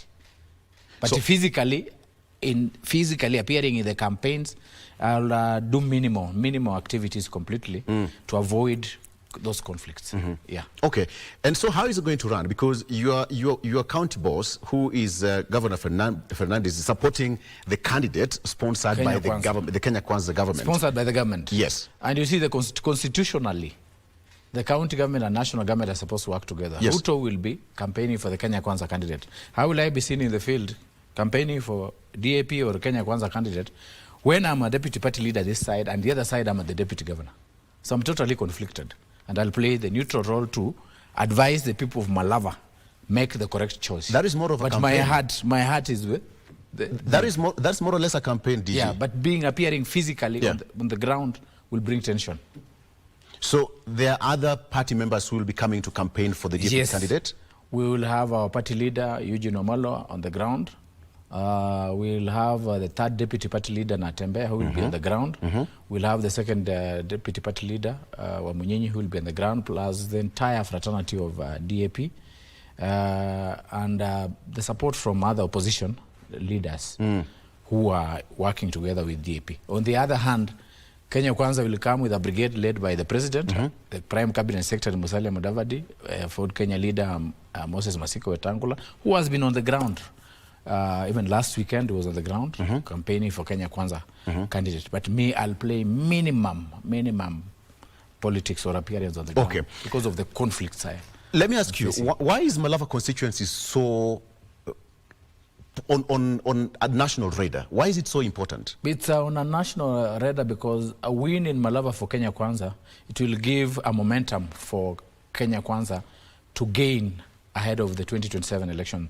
This is a minimum testing ground for 2027 politics. If DAP wins, then it will have given huge momentum for DAP to win in Western Kenya. Makio DAP is number 2 party in Western Kenya after ODM in number of elected leaders. That's why DAP has a governor and 2 deputies and 6 MPs, members of parliament in Western Kenya. Ford Kenya has 1 governor, 1 deputy, and 5 members of parliament. Then ODM has 3 governors, and in Kakamega it has about 9 members of parliament and a woman rep. So a win for DAP will give DAP political impetus for 2027. That's where people will gravitate to, the DAP. Yes. And if Kenya Kwanza wins, then people will gravitate towards Kenya Kwanza. So that one has a lot of implication in 2027 politics. So that's why it's do or die for Kenya Kwanza in Malava, it's do or die for DAP in Malava. It's not about ODM. What about ODM? ODM has lost ground in Malava. And in Malava, since opposition politics started in this country in 1992, they have never voted for ODM. Never. The Malava people have never voted for ODM. ODM that is the weakest link in Kakamega County. But the rest of the seats they have always voted for ODM. But in Malava, they have never voted for an ODM MP since 1992. Let's come back to the party politics. Of late, DAPK had some party wrangles. How are you solving it? No, we have a dispute between our party leader, Eugene Omalo, and the third deputy party leader, that is Governor George Natembe. Okay. We had a NEC meeting, which was convened recently, where Eugene declared, I have a dispute with my third deputy, Governor Natembe. Yes. So we formed a dispute resolution. Director says that point is so sweet, but we take a break. A quick one. Director says that just hold all that thought. Let's take a break because all of us have our cups of coffee. He's Omwami, and we do it the tea way. We'll break one.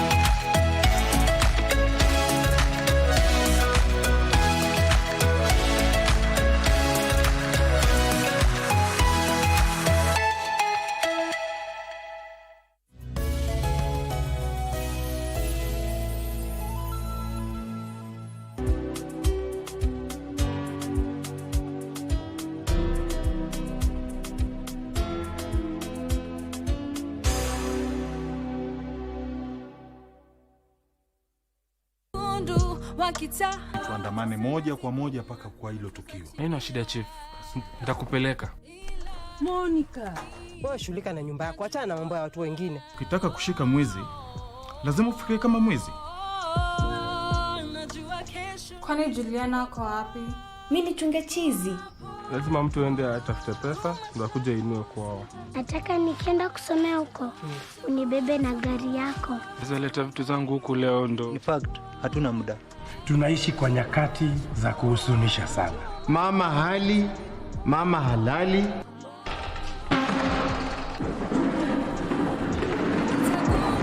Wakita, wengine watasema. Greetings in the name of the Most High Jah Rastafari. My good name is Marley Moses, the positive warrior, alongside. Yes, sir, DJ D-Rage, the baddest. Each and every Wednesday from 10 p.m. on KBC Channel 1 TV. Tunakuletea the biggest reggae party in 254 in a yard extra. Extra niceness of reggae music. Extra dose of entertainment. When the thing is nice, we have to do it twice. Kila mwisho wa juma hapa katika dunia.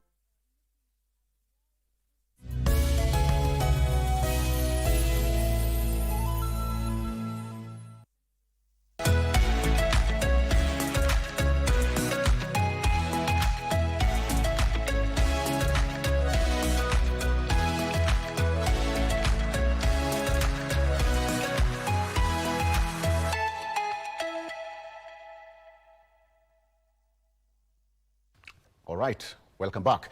So, Bishma, I asked a question about the party wrangles that in the past rocked DAPK.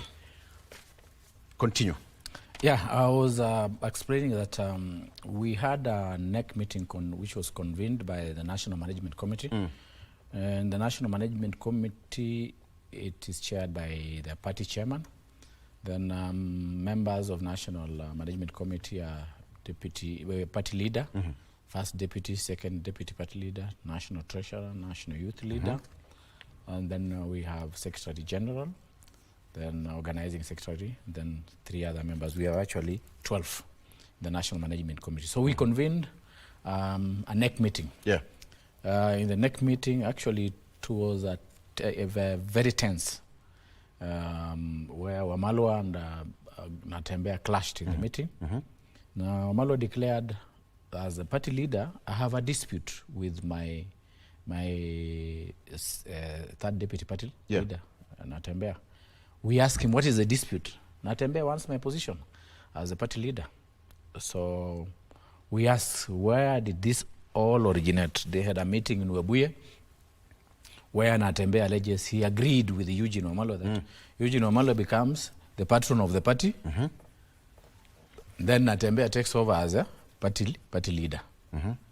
So the NEC decided that we form a dispute resolution committee where Wamalwa will appoint his lawyer as a chair, and also Natembea appoints his lawyer to co-chair the dispute resolution committee.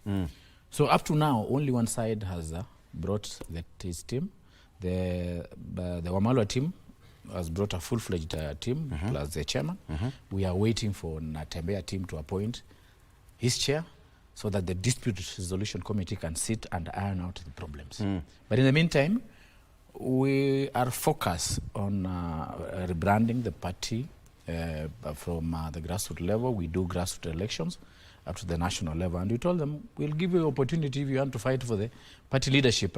Let's do it at the correct forum, which is the National Delegates Conference. So we should start election from the grassroots. Bungoma has already done. Trans Nzoia, I'm sure they have already done the election. So we are moving to Kakamega and other counties within Kenya. Then it will culminate into a national delegate conference. Where if Natembea wants a party position, party leader's position, should put in his bid. If Wamalwa want to retain the party position, should also put in his bid before the national delegate conference, so that the best may be elected. When is the NDC? We have not set the date for the NDC. We are scheduled to finish all the grassroots election across the country. Before now, we sit as the National Management Committee to call for a NEC meeting to decide the date for the NDC. Thank you. But we will definitely do it before the 2027 general election. Okay. We have to follow the calendar from the ORPP. Okay.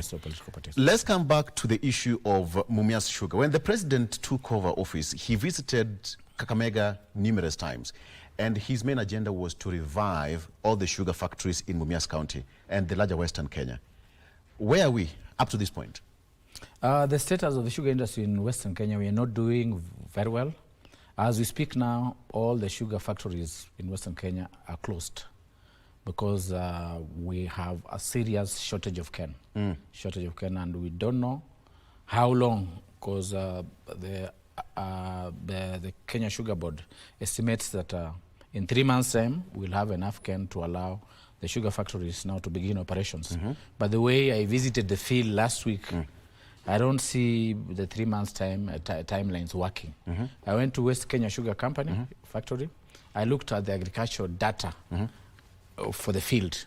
We don't have enough cane. I went to Butali Sugar. I checked the agricultural data. We don't have enough cane. I was supposed to visit Mumias this week, but I'm on official assignment in Nairobi.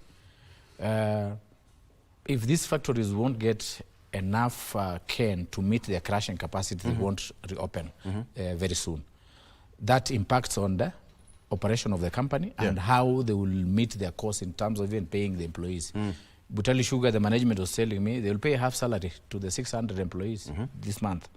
West Kenya, they also pay half salary to the 1,400 employees they have because they don't have enough. There's no production. There's no production. The issue is we are licensing more sugar factories within the sugar belt without actually calculating where shall we get the raw material for these factories.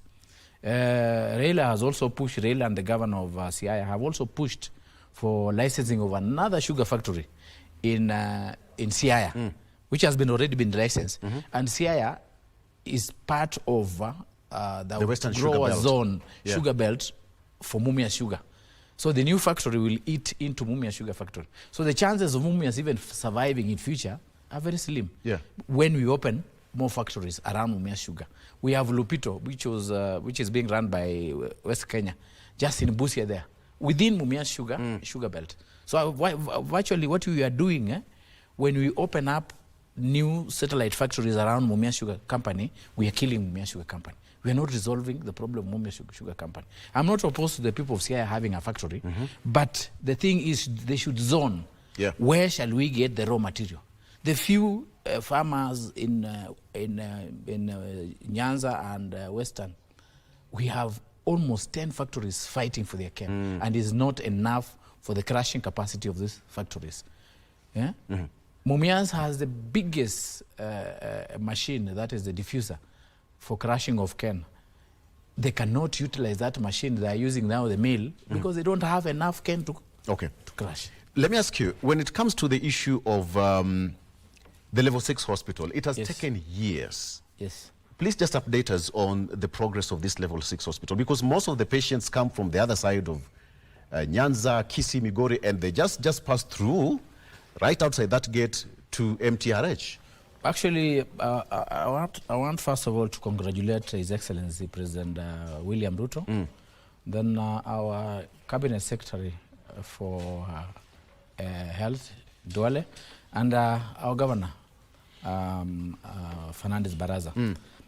They held a meeting last month, and they have agreed that we do the first phase, we complete the first phase of this level 6 hospital. It was a white elephant project that was done by the previous regime. It stalled. We had no provision in the budget to continue with implementation of the project.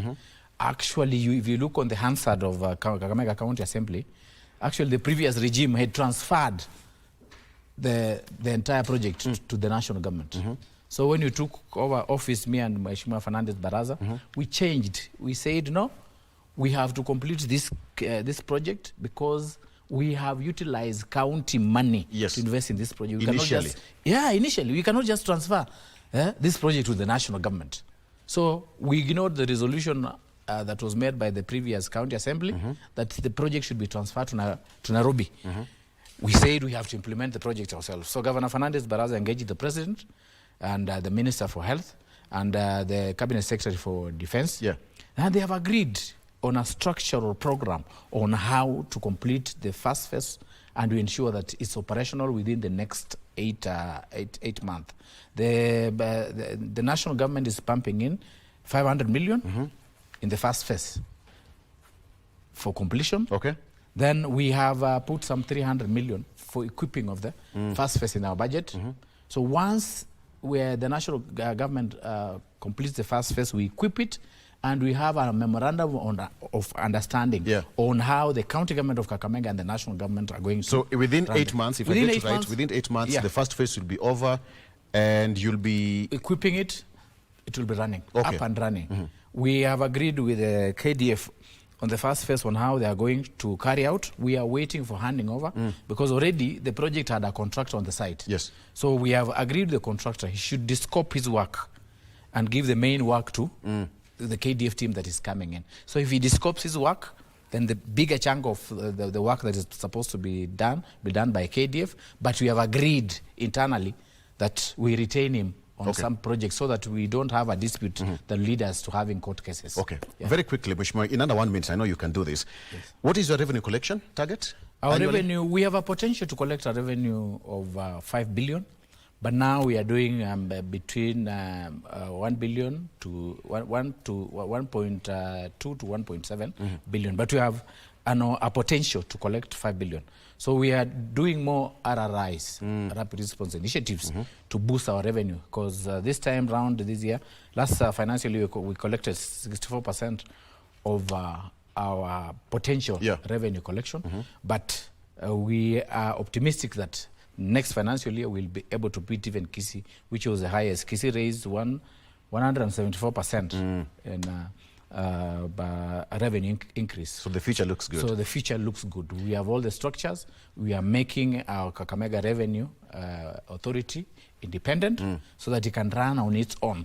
Once you give it autonomous status, it will boost the morale of the staff and hence increase the revenue collection. Thank you. And finally, the voter registration exercise on, what are we targeting from Kakamega County? Kakamega has a potential of raising more than 250,000 registered voters. We target to have about 1 million voters by the next general election. As leaders from that county, we want to put mechanism in place, and I'm happy Governor has held a meeting with several MCAs from various parts of the county. We engage stakeholders and we mobilize the agencies to go and register. So we want to get about 250,000 new registered voters so that we boost our total voter register in the county to about 1 million voters. That was a quick fire for us, Mheshimiwa. Do you miss newsroom? I don't miss newsroom. I really enjoy politics. It's a very nice game. Rudi newsroom. You just use your mouth. Newsroom, computer, Tuandike magazeti. No, but I have a newspaper. The Sunday Express is my newspaper. Very good. So I'm still in the newsroom also. Thank you, Mheshimiwa. Aibu Savula, Deputy Governor of Kakamega County, as well as Deputy Party Leader of DAPK. We'll have more of him in future after the by-election, and he'll tell us how DAP will perform. Thank you, sir, for your time. We are taking a break. GMK continues after this. Stay with us.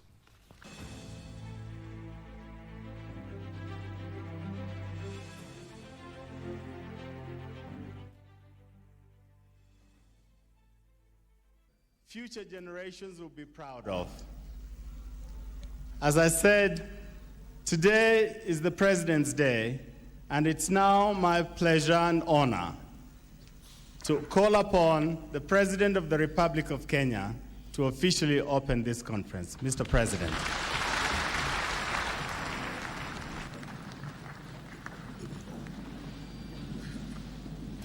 Thank you. Thank you, ladies and gentlemen.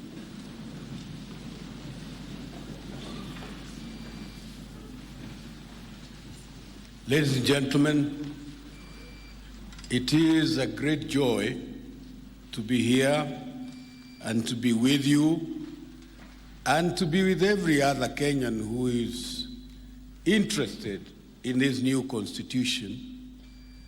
It is a joy to be here because on this occasion, we are called upon to write a new, proper constitution of the Republic of Kenya. So let us not quarrel over small matters. Let us contribute. Let us contribute what we would like to be a lasting guide to Kenyans. And let us contribute to every Kenyan, not just to our own self. And if we do so, I am sure that we will be doing a very good job for this nation. Ladies and gentlemen, this conference is the culmination of a long struggle by the people of Kenya, a struggle for justice and the recovery of their rights, a struggle for fair, efficient government, a struggle for the reaffirmation of our destiny as the common political community of Kenyans. Over the last 2 decades, the freedom which the people of Kenya fought and died for was snatched from them.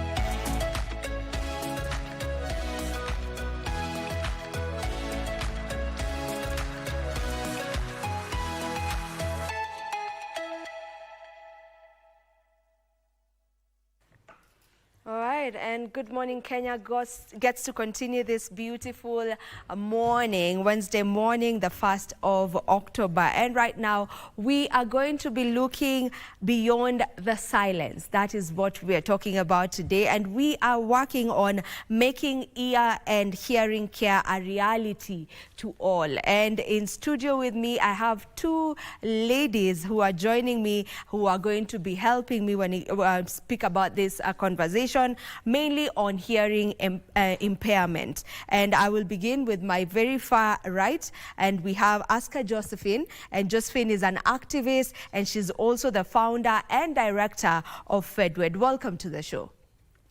And then we also have Sheila Opio. Sheila Opio is a disability rights advocate, and she's also a law student as well. Welcome to the program. Now let's begin, and I will begin with Josephine, and I would just love to know from her, you know, Josephine, you're the founder and the director of FedWed. If you can just mention to us what FedWed is all about. Okay, thank you so much. And to all hearing, my name is Aska, but this is my sign name. Yes. Why? Why must I show my sign name? We deaf all have a sign name which we call one another with. Now, FedWed Kenya was founded. Why? Because of the challenges. Most people may never know that with the deaf, especially the deaf women and girls, we go through some challenges that people have never known. which is common with the family, the households, including even at school and at work. What motivated me to start this organization, it's true, I went through some of abuses at home, in my village, at school. So when I was at school, I was sick and to the hospital, and the doctor who treated me would always come to seduce me. And I tried to resist many times, but he blocked. I was still a young girl by then. So I saw this with other hearing students who never understood. So I would wonder myself, what was wrong with me? And at the same time, when I finished school, and I moved to work with the Kenya National Council for the Deaf, I was put in charge of women, main issues. They would come and talk, they would come and complain about abuses, and others would leave their men. So I saw this through, I was not the only one who was experiencing abuses, but other deaf also had the same challenges. So during that time, advocacy for the rights was a challenge. And we tried, but we saw that the best place was to, so when we finished this, I decided to form FEDWEN, just to give women and girls focus on the challenges, advocacy, and our rights. And also to empower deaf women to be able to stand and advocate for themselves. Okay. And at the same time, bring their parents together to empower them so that they understand that if they have children they live with, they must be able to understand and talk about our disabilities. And also, we ensure that we maintain and that streamline the public, and so that they are able to understand us. Sorry. That's what motivated me to start FEDWEN. Oh, that's really nice. That is a beautiful, beautiful initiative that is all about advocacy. So we appreciate you for that. Now, to you, Sheila, you're also doing advocacy, and you are the disability rights advocate. If you can also just let us in on your story on what inspired you to now take that particular route whereby you are a disability rights advocate. Thank you. Personally, I started working with the Free Kenya Girl Network as advocate there.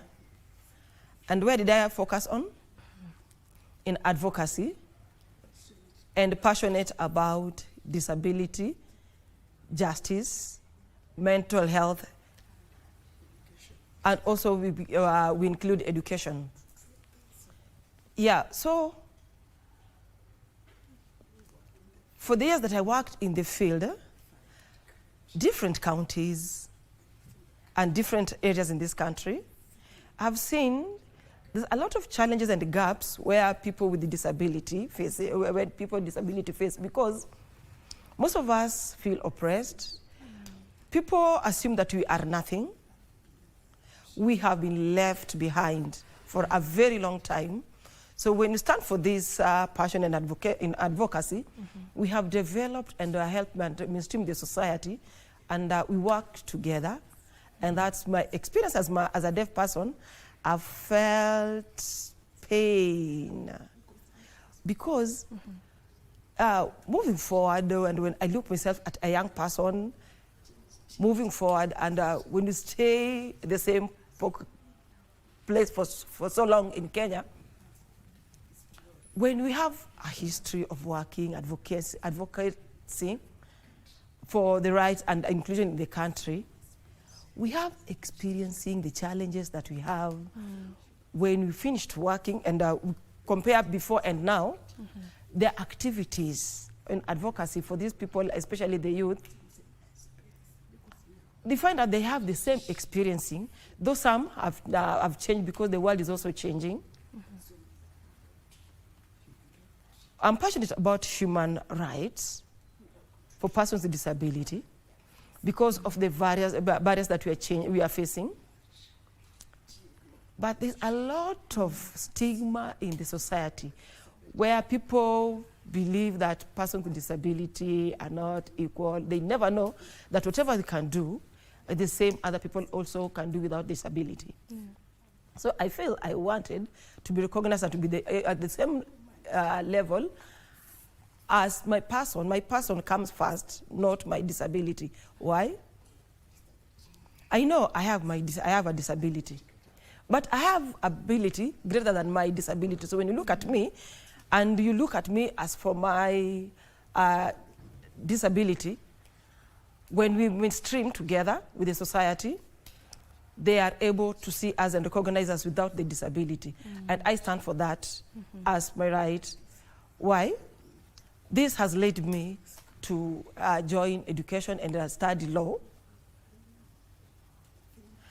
within the courts, within the society, within the government, so that we all have fair and equal experience with equal participation. And at the same time, I've seen that when we are left behind, especially the deaf, we experience more challenges in advocacy, in violence. Sometimes you end up being arrested, but you never knew that you are, the reason as to why you're being arrested. So that's an advantage that the hearing have over us. Sometimes you don't have the benefit for money. Others don't know their rights.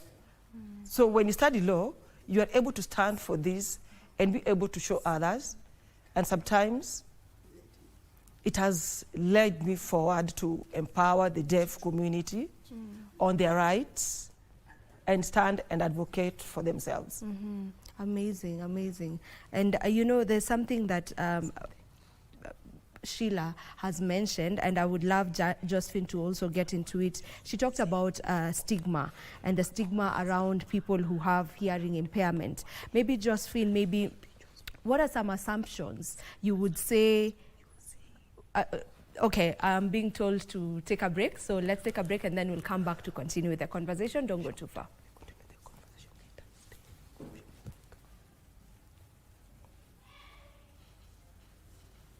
Okay.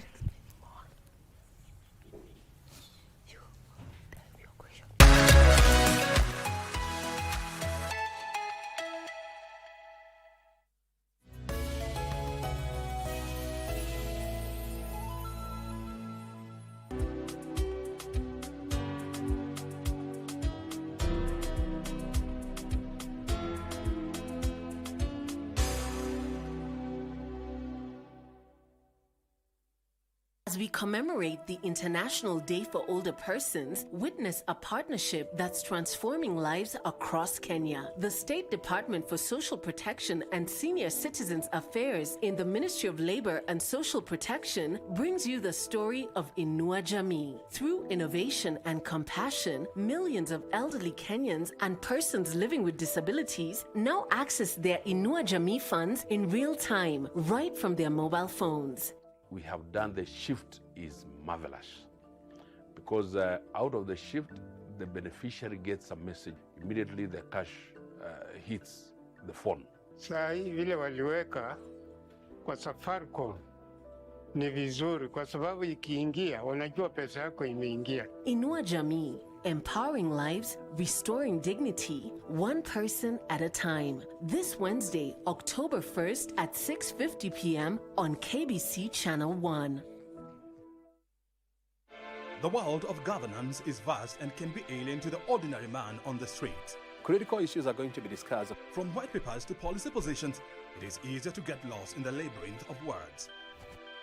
Inside Government takes you to key global metropolis where critical decisions are made and where policies are crafted. We interview policymakers and senior government officials to highlight and enumerate government policies and projects. We take a deep dive into the underbelly of complex red tape to demystify policies across the country, across the world. Join me, O'Brien Kimani, on Inside Government, only on KBC Channel 1. Unafanya kazi gani? Kazi mimi sasa ndio baba yao mheshimiwa. Baba ya nani? baba ya watoto yangu mheshimiwa. Baba, watoto wako wanahusika na hii kesi? Ulijuaje ni sisi ndio tulipeleka hizo misumari? How did you know? Unajua nyinyi. How did you know? Si alipata wewe na hiyo simu ya wizi? Nani? Unaweka nani kwa kidogo? Ondie, umeambia hii Mbwenya ulikuwa umepigwa. Ukaulala. Kweli? Mlinigonga nikaanguka chini. Sijasema nilipoteza fahamu. Kati ya mimi na huyu nani alikuipia? Nyinyi wote wawili. Si nyinyi wote, wote wawili. Mlishirikiana wawili. Na ndio hawa. Ngori nimefanya yenyewe mweshe yenyewe nimejutia. Na naomba tu Mbwenya yenyewe kwa upole juu ni siku yangu ya kwanza muweze kunisare.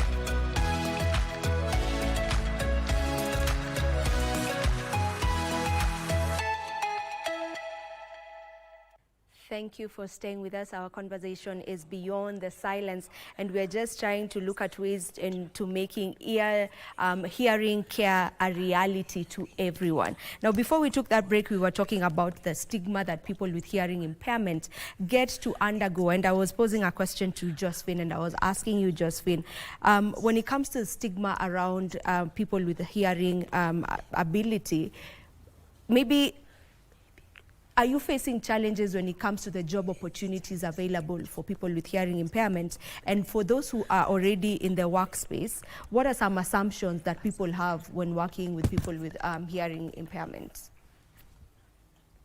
Okay, it's true. We have a lot of stigma with the society, and I think it's because of lack of awareness, ignorance. I just don't understand. But it's true that people believe for you to be seen as okay, you must be able to talk. And now do you speak? Through your mouth. Yes, you see, I can, but I use my signs. Now people see signs as, So it has brought a lot of negative perception on people. And as I said before, from within the household, many deaf people live in the houses or in the home alone. Some members don't know even sign language. So it makes parents impossible to comment or to mentor a child. When the child is growing up, you have to depend yourself, and you create maybe your own knowledge. In future, you become with this child. For the deaf, we are all alone. We have our dreams to achieve too. And when a deaf finishes school, maybe high school, maybe is lucky to join college, some feel they're not ready for the outside world. Why? The education system is weak, which in Kenya we talk about, which the KSL is talking about. And most of the deaf, they start their own business in the streets, their shops in the street. If you're lucky to get a job in the factory, yes, they employ the deaf. Why? They can work. When they're working well, they never complain. Their salary they're paid so little. Why? They know nobody's going to advocate for their rights. They just work with whatever they are given. They're overworked, but they can never complain. So most of their workers, those who work in the factory, the job market does not favor their skills. And now we also have a few deaf who are able to go to colleges and become teachers. I know the government of Kenya believe that we the deaf can only become teachers. We have professionals, different, but most of the deaf are teachers. After colleges, they teach schools for the deaf. And some also go to the universities and become also, they work with our deaf schools. And also we can become doctors, bankers, different professions. Somehow, we are not there, but we only have one deaf man who is employed as a commissioner, and that is Washington Asati, who works as the ombudsman. And he worked so well, and he went through with the, we got an opportunity for jobs which are so different, but right now they are quite difficult. Because you cannot talk, you cannot work, that's the belief that some people have, or something that, because you have to work with an interpreter, so they feel that it's wrong. When you employ a deaf person, you must just consider and look at the skills. We can also work and interact with in the society. We also can be included and learn sign language within their workspace. This sector is something that's still beyond the dream. Through the law, and the policies that are made, it can also change the workspace for us. For those who work in the factory, they can become, so that we don't just think that deaf can become teachers only. And also, in the education for the deaf can be improved if you give them well-qualified teachers who have good skills, and the schools become accessible. And I believe that is true, that the hardworking people, and especially the deaf, can also be added to be, they can also be added and employed more to remove this attitude. The assumption that if you can't speak and you can just only open your business as a deaf person, also you have to employ sign language interpreters. This assumption has to be removed. Right. Those are the challenges that the deaf people experience when looking for a job. But I want to say this, especially those factories that have employed the deaf, they are also human. You cannot work for your salary of 10,000 or 15,000, and in this hard economy, that things are getting hard. They cannot speak for themselves. So when you're oppressing their rights, and also the parents, the family members, it's your responsibility to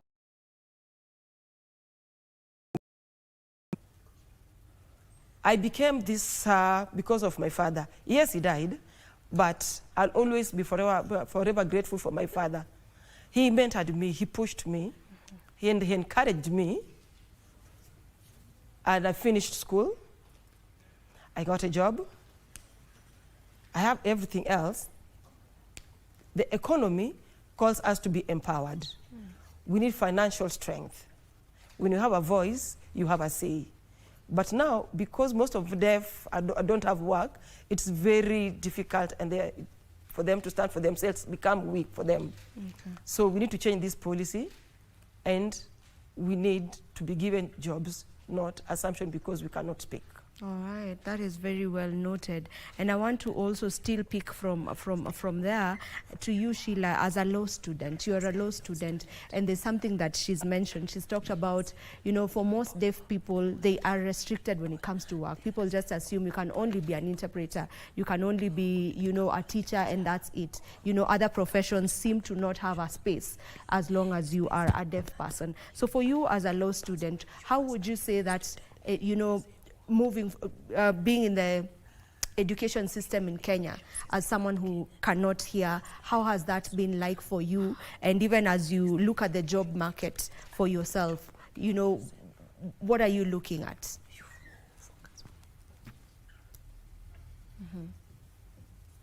Nice. I like the theme of today that says, beyond the silence. It's a nice theme. And this, it's related to the advocacy. We need to make it public and make it move forward. Education system of Kenya, I saw, especially the special area, the special needs, still very poor. With my personal experience, I still low. I have a reason. The education sector for the deaf community is only advantage for those people without disability. Can you imagine?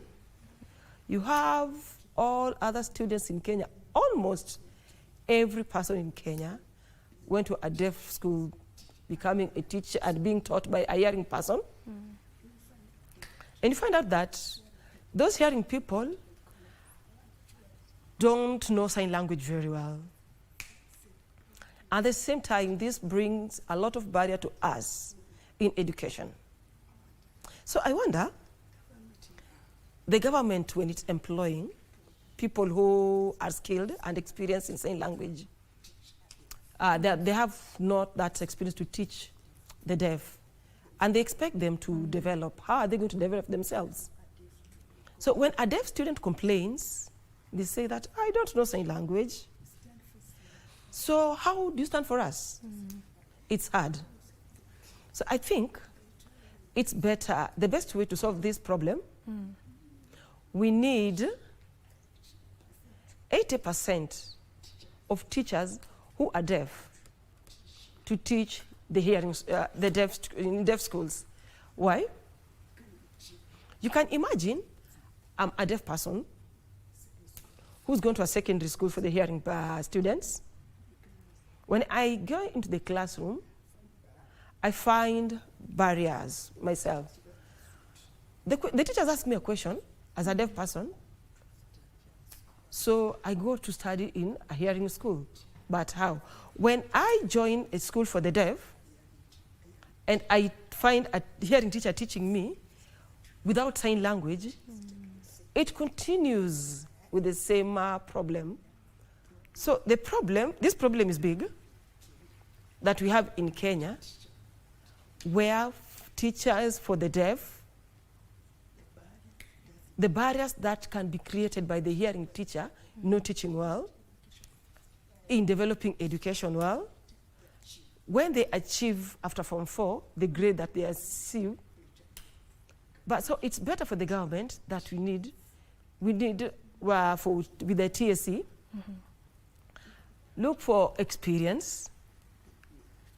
If this one is going to reduce the grades, maybe somebody got a C, and they can improve their skills that they have, and they teach in their schools.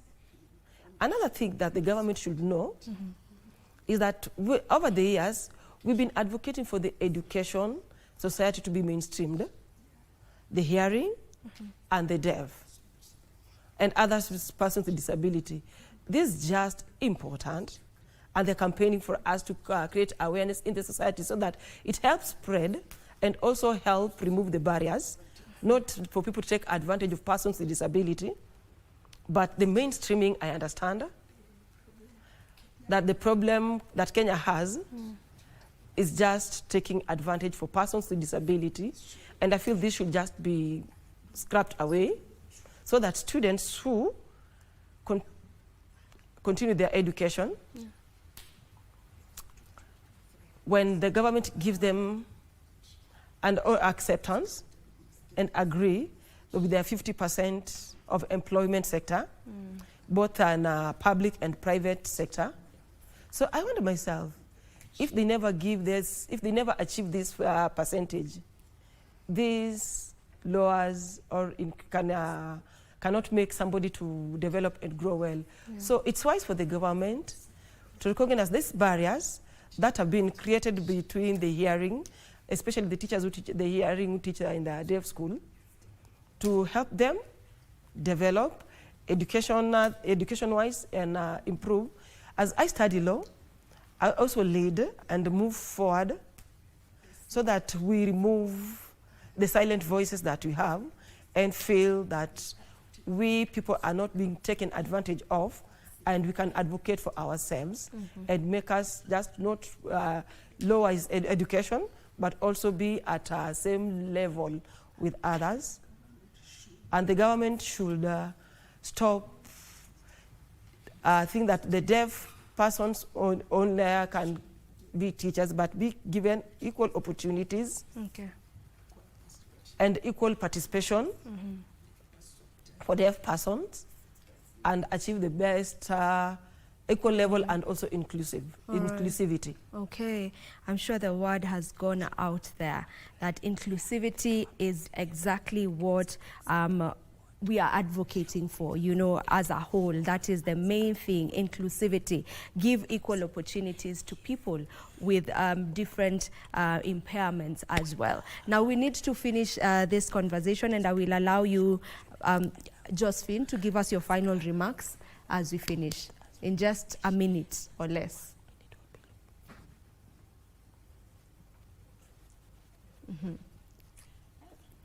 My final comment, I hope I'll be back again and speak about lawmakers. Yeah. Please help us, this KSL bill to be passed. It's our voice, it's our need. For the deaf people who use sign language, it's true that we need to make sure that interpreters, like the qualifications of interpreters are equal at all levels. We want to see that interpreters who also help the deaf as a professional worker in Kenya, because when there's no respect, people will continue this attitude. This is our language.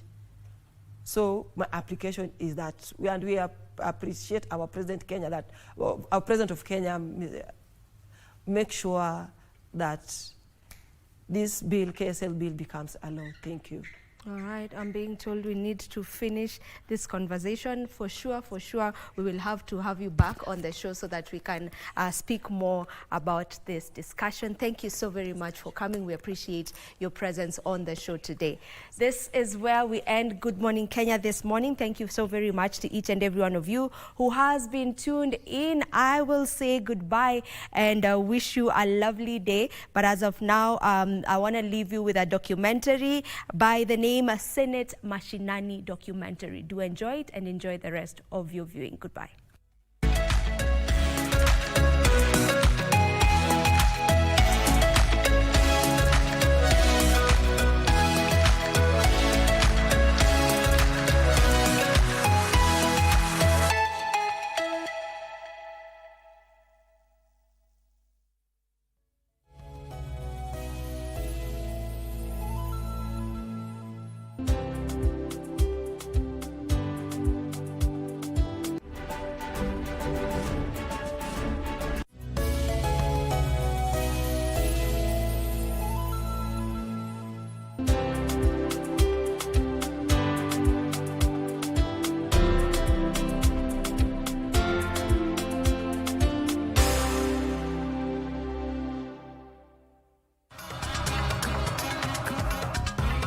Kitambo tulikuwa tunapata kwa banki. Watu walikuwa wengi, unapanga laini, ukienda asubuhi utarudi saa 9 au saa 10. Saa hii vile waliweka kwa Safaricom ni vizuri, unaenda kwa Safaricom unatoa. Hakuna shida yoyote. Wakati nyenye nilikuwa naenda kwa panga, sasa shida ilikuwa kutoka hapa paka Bungoma sina transport. Nilikuwa tu natembea na mguu. Tena kufika huko tukae kwa simu, si mbaya, mzuri. Bora message ingie, unakuja kwa M-Pesa, unachukua pesa na unaenda nyumbani. Asante sana Inua Jamii na Safaricom kuletea pesa kwa simu.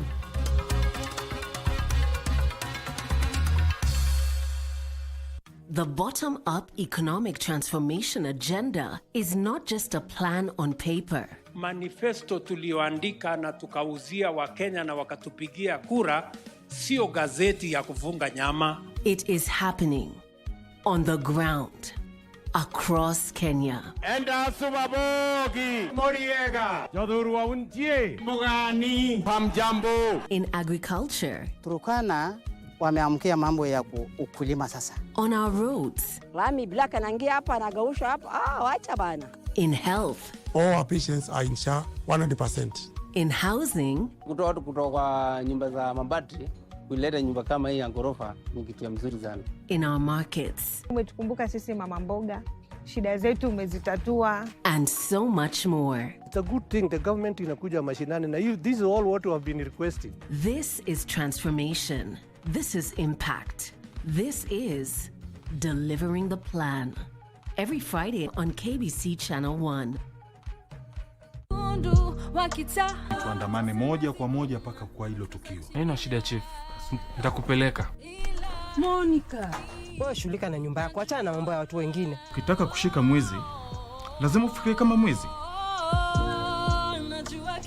Kwani Juliana ako wapi? Mimi nichunge chizi.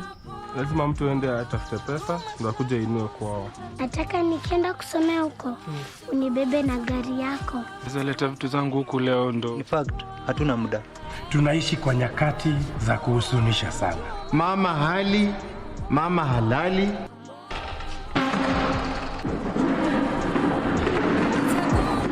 Wakita, wengine watase. Do you have an idea if they know who this place belongs to? No. And she was wrong. I know you've told me that like a zillion times before. Now I'll keep my peace. Hiyo convo, si tuime kitu bila kuongelea Shiro. Unisaidie kwa hii maisha. Language barrier kitu gani? By the way, utatupima hivi. Jaribu kumaliza hiyo statement utaniona. Si unajiamini sana.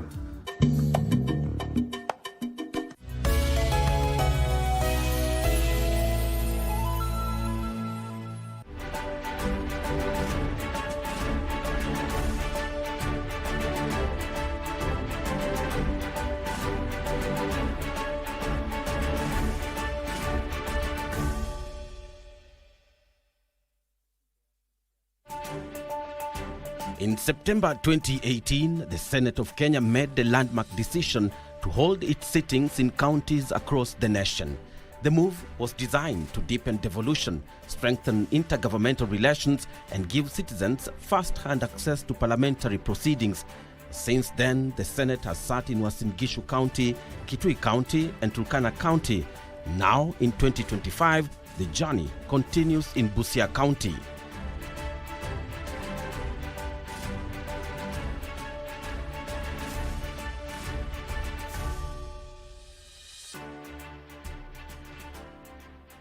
For years, the Senate of Kenya has been a pillar of devolution, the guardian of counties, the custodian of resources, and the voice of the people.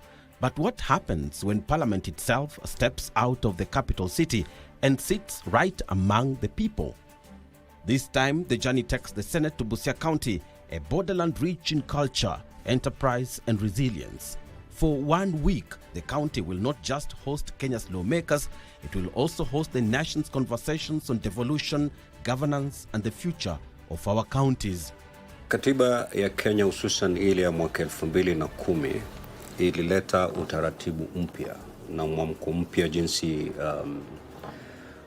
asasi za serikali zinafanya kazi. Utakuta kwamba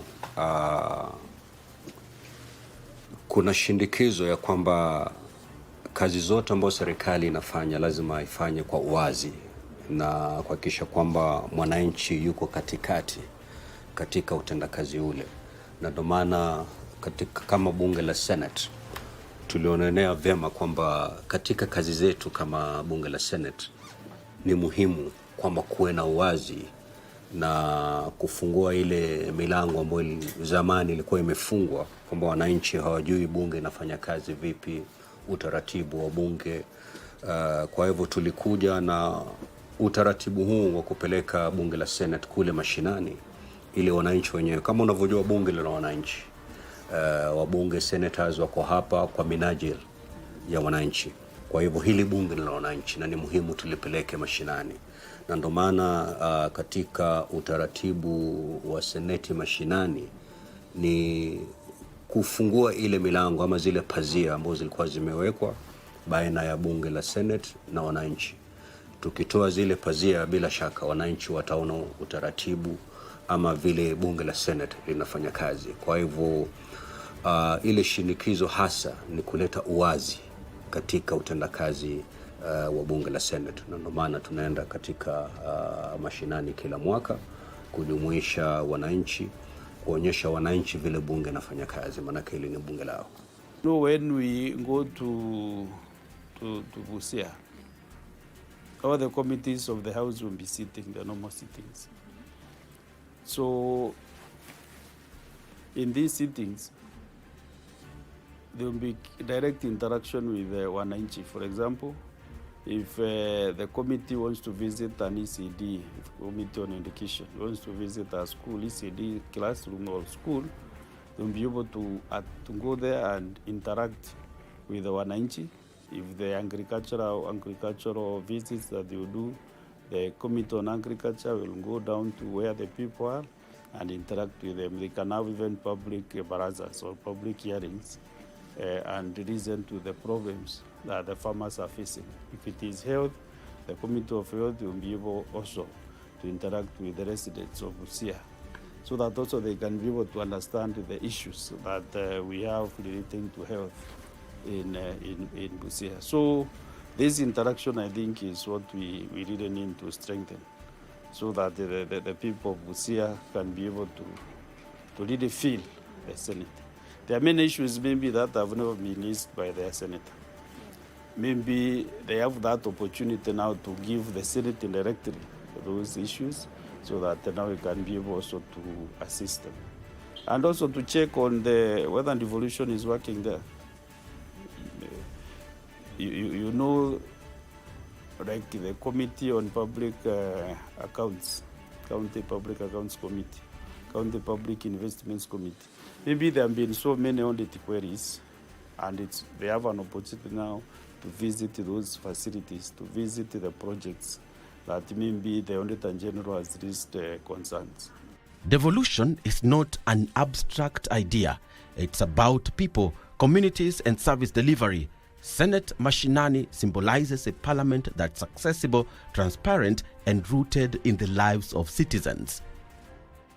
Basically, Senate Mashinani is an opportunity for citizens to engage with the Senate of the Republic of Kenya, air their concerns, and give their perspective of how the Senate of the Republic of Kenya does its work and what they feel we need to improve on.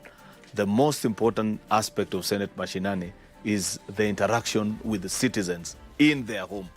Many times citizens come here to Parliament, but you understand Parliament is a closely guarded institution. But this one, we are taking Parliament to the people, and you get feedback directly.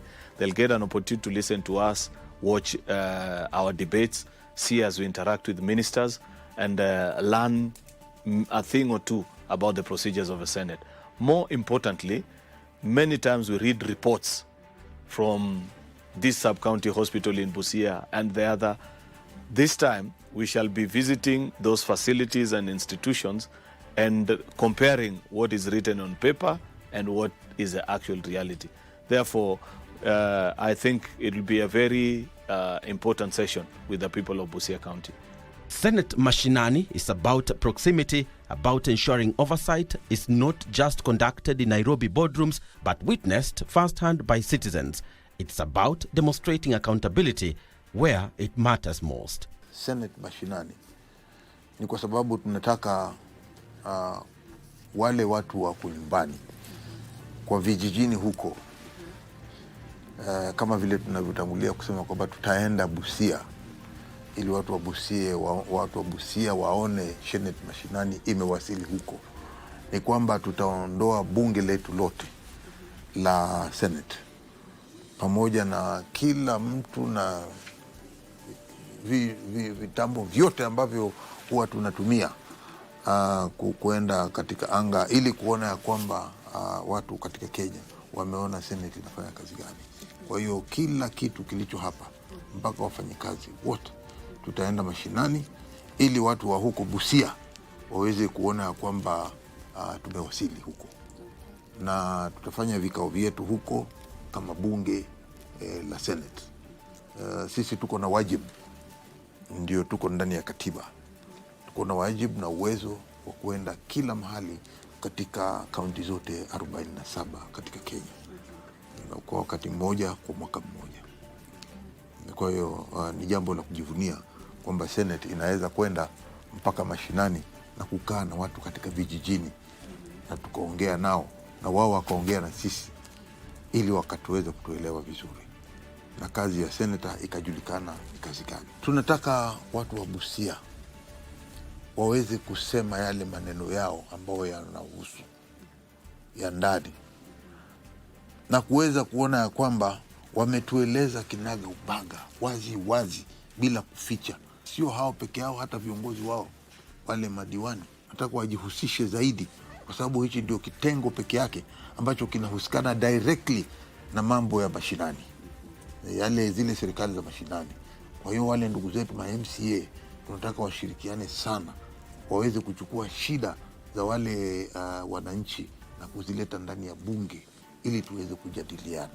Uwasia wangu ambao nataka kuacha kwa watu wa Busia, wakati tukiondoka waone kwamba wamepata faida ya maamuzi yetu, ya hatua tutakazochukua kulingana na shida ambazo ziko ndani ya Busia, na kuamini ya kwamba Senate ndio bunge ambalo linawasikiza directly. Kwa hiyo ni wakati wao mzuri sasa wachukue, walete zile shida zao na waeleze hizo shida zao ziko wapi, ziko namna gani, zitatatuliwa namna gani. Tutapata jawabu wakati Senate ikienda katika mashinani huko Busia.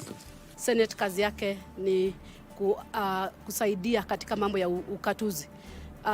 Ningependa kusema ya kwamba ningependa kukaribisha wanabusia waweze kufika pale, waweze kujadiliana na bunge la Seneti katika masuala mengi kuhusiana na mambo ya ukatuzi. Kama kuna swala ambao imewatatiza kwa muda, itakuwa ni wakati wa kipekee waweze kufika pale na waweze kujadiliana nasi na tuweze pia kutafuta suluhisho ya hiyo tatizo.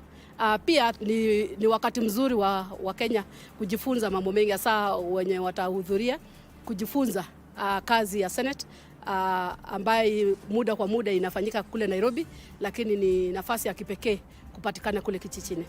The Senate's mandate is to protect and to defend devolution and to protect the needs of county governments. And we do so largely as a national part of the national parliament. Most of the time we work in Nairobi, we work through committees within Nairobi. And admittedly, very many people are yet to understand how the devolved system of governance in Kenya works. And we believe as we go to Busia, the same will happen, and we will get to interact better, and people will get to understand better. We also get to understand in depth the county in which we are going. We will have all the different committees of Senate will in one way or another interact on the issues of the county of Busia this time round. And that in itself is part of oversight and assists in getting a better understanding between the county government, the county assemblies and the Senate on how best we think we should move forward in protecting and ensuring that devolution works for the people. Democracy thrives when leaders meet the people on equal ground. It is a chance to hear grievances unfiltered, to engage youth, women and communities directly, and to prove that the Senate belongs to all Kenyans. You know, Busia is a border point to Uganda. So we have two border points in Maraba and in Busia. So one of the issues that we really want to understand is how the county is able to handle the cross-border trade. Yeah, you know, trade and customs management is being monitored at the border. So we'll be able to monitor and to go and see how Busia County is able to handle that. I understand from the senator that there is a long queue. Lorries crossing to Uganda take a lot of time in Busia.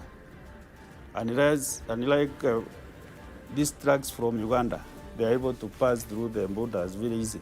But our trucks, the trucks from Mombasa to Uganda, they take so many hours at the border point. So we really be interested to know what the challenges they have so that we can have that cross-border business so easy, so that locals and also the people in the whole East Africa community can benefit.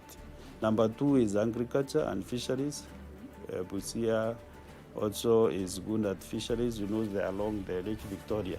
So you'll be able to know the agricultural practices that they have, and also the fisheries industry, how they are able, that industry is able to benefit. Actually, most of the economic activity for Busia County is fishing.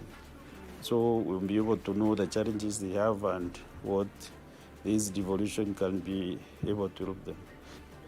Also, maybe we'll be able to interact with the women and the youth, which is a critical constituency, to understand also the programs that they have for women, for youth, for people with disabilities, in those special categories. So there is a lot to be able to interact with the Busia. Behind the scenes, the clerk of the Senate and his team work tirelessly, from securing venues and ensuring live broadcast coverage to coordinating with counties and safeguarding procedure. Senate Mashinani is as much a logistical feat as it is a democratic one. Some of the logistical challenges, of course, we have to ensure that we have the facilities that we require. The facilities that we have here at the headquarters, we have to replicate them in whatever venue that we are going to that we have chosen for Senate Mashinani. So there is a preparation that goes to that. We traditionally use the chambers and the facilities of the county assembly of the county that is hosting Senate Mashinani. The county assembly is tailored. Their infrastructure and all their wherewithal is tailored for the county assembly, not for the national legislature. So we have to tailor that and adapt it to our use. Then there's the logistics of getting all our staffers who are required to support the sitting to get to the venue and to be there during that week, to enable the public to also access, to secure all our members and all our staff, to have them accommodated. So there are some logistical, I don't want to call them challenges, but there are logistical implications, because we cannot call them challenges. Going to our people, we cannot perceive it as a challenge. There are implications. For the area senator, this is history in the making. It's not just about hosting parliament, it's about amplifying Busia's voice in national discourse, showcasing its potential and bring government closer to the wananchi. It also enhances citizen engagement, because right now we are busy preparing a program that would otherwise not happen. Like for Busia now, we are preparing areas that we think need to be visited, to be seen, to be met with the citizens. And when they do that, then citizens have an opportunity to interact with the senators, whom sometimes they only see on TV or read in the papers, or even don't see, I don't know. So they'll be having a chance to say, oh, this is so and so, this is so and so. And they'll engage, they'll raise their issues. And the Senate will also benefit by getting raw data, which it can use in its legislative and oversight agenda. So there's that. And as I've said, the issues will be local. The focus will be local issues. There will not be national issues as there, and therefore, legislation benefits from local issues, which is there. Then there is the question of the partnerships between the county assembly and the Senate. In terms of resourcing, the Senate is better resourced. And so when the Senate moves to the ground, it strengthens the partnership between the county assembly and the Senate, because we sit at the county assembly. And the county assembly members are being members of the assembly can sit within their own assembly. You see that there. So they will be able to learn how things are done here. Our secretariats are better endowed than those in the counties. They'll also engage and they'll see how people are working. They'll also be able to identify what are the weaknesses. Like when they go to that county assembly and they want the Senate to sit there, they'll be able to see what does Busia lack. Because we want the proceedings to be exactly the way they're done at the Senate here.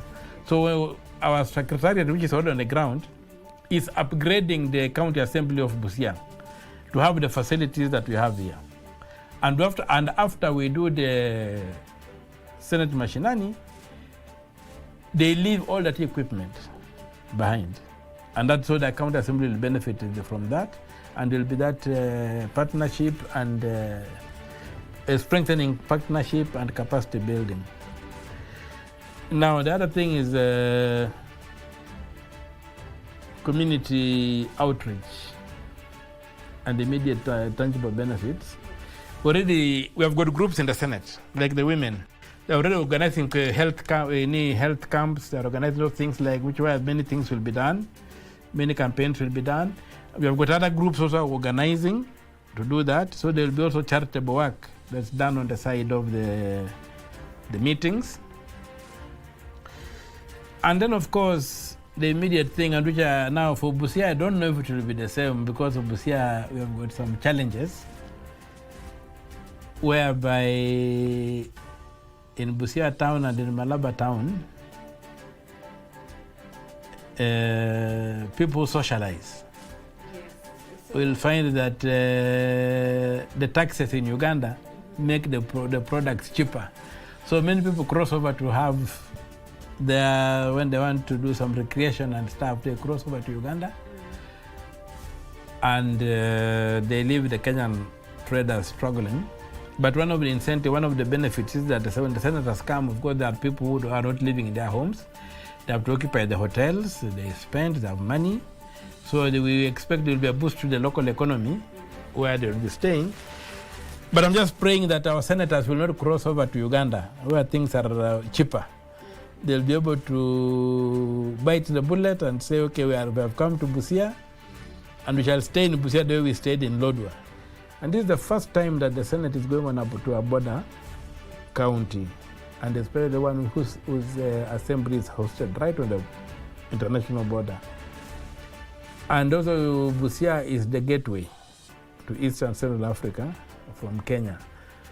So, but there are very many issues, ranging from the fact that we don't benefit much from that as much as other areas which host similar facilities benefit. Like you can see the port of Mombasa, how it benefits the county.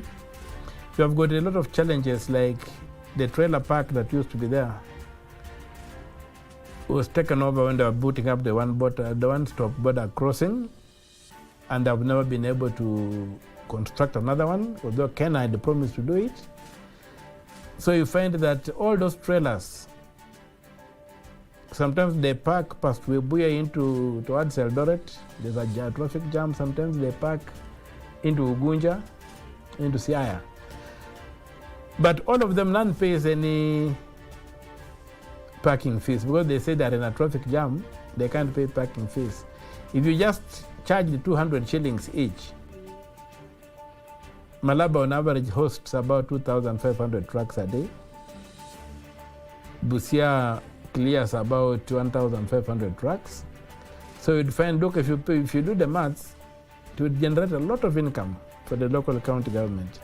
So those are the kind of things we want the assembly to see and help us push to get this thing done. From the capital to the counties, from policy to people, Senate Mashinani is a testament to Kenya's democratic journey. It is a reminder that devolution is alive, dynamic, and ever-evolving. And as Busia hosts the Senate, the message is clear. Governance must always be of the people, for the people, and with the people. I wish to see those guys when interact na the normal citizens hapa, washare views zao, wasikize pia wananchi wanataka nini. Wakae na watu wa revenue hapa na maaskari wa traffic, tuweze kuangaliwa sana upande wa jam. Maswala ambayo tunataka zitatuliwe ni kwa vile unajua sasa kama hasa sisi wa Kenya, Waganda ndio watu wanakuja sana, unapata Waganda pia wamekuja ndani. So tunakuwa vitu zingine zinaibiwa, wanasema ni sisi. Naomba kama hiyo siku tutakuwa na nafasi, hata kama tutaambiwa tuweze kuhudhuria, tuko radhi tutaenda. Matarajio yangu kwamba Senate ikikuja, kitu ya kwanza nataka kuongelea ni security. We are expecting the Senate ikija Busia ifanye oversight projects zote ambazo zinafanyika katika Busia County. Ningependa waongelee mambo ya corruption na waongelee pia mambo ya oversight, vile wanafanya oversight yao kwa county assembly. Kama kuna mambo yenye wanaweza kutusaidia ni mabarabara tu na soko, vitu kama hizo, ndio sisi pia maboda tunaweza tukapata kazi. Natarajia sana wakuja watusaidie maneno sekta ya barabara, waongeze barabara kwa sababu transport yetu hii pia unapata tumefinyana hapa. Ndio kaunti ya Busia kwa kaunti zote 47 counties. Busia ndiyo imebaki nyuma kimaendeleo sababu tuko na boda mbili, Malaba na hii ya Busia. Matrela zinapita, ushuru wanasanya kila mahali. Sababu ukiona pikipiki zikipita, gari zikipita, kila kitu kipita zinasanya ushuru. Hii beach tangu hata maseneta wetu na wabunge wetu wakue, tunaona bado iko vile mnaiona tu hapa hivi. Alafu hapa hata sasa uvuvi unaendelea mpaka mchana. Kwa saa hii unaweza ona boti inagoa na samaki. Hii samaki usiku unaweza niambia naweza kuhifadhi aje hii samaki ndiye niweze kuipeleka mbali niende niuze kwa bei nzuri. Tuko insecure, hakuna security. Juu hapa tukijua hii ni maji ya Kenya. Lakini Muganda halali, ikuwe usiku, ikuwe mchana. Wavuvi wetu wako at risk. Welcome everyone, men, women, young people.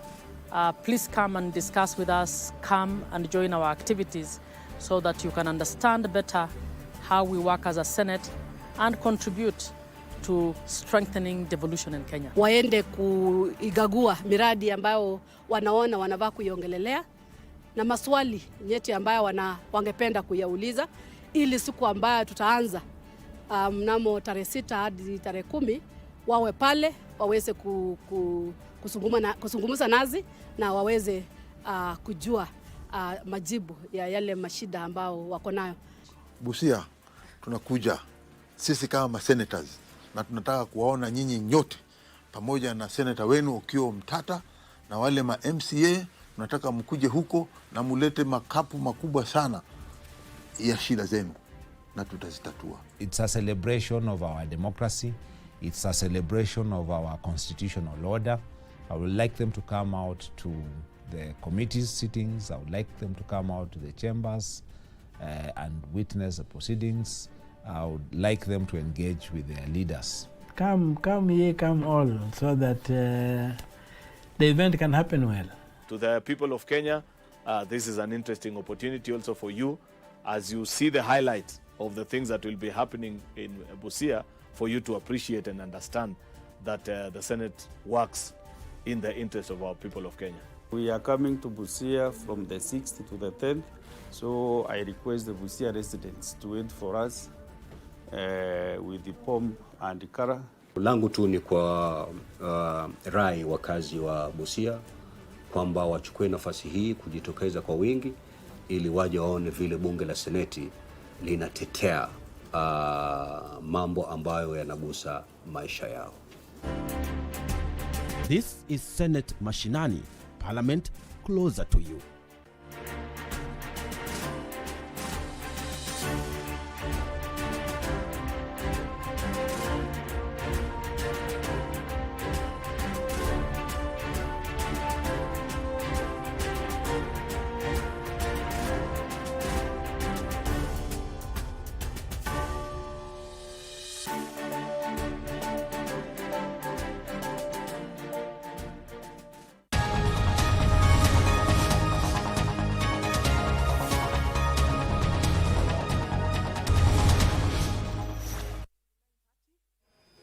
In the morning, on this first day of the 10th month of the year 2025, this is the live broadcast of the Senate plenary sitting, streaming live from the Senate chambers, Parliament buildings in Nairobi.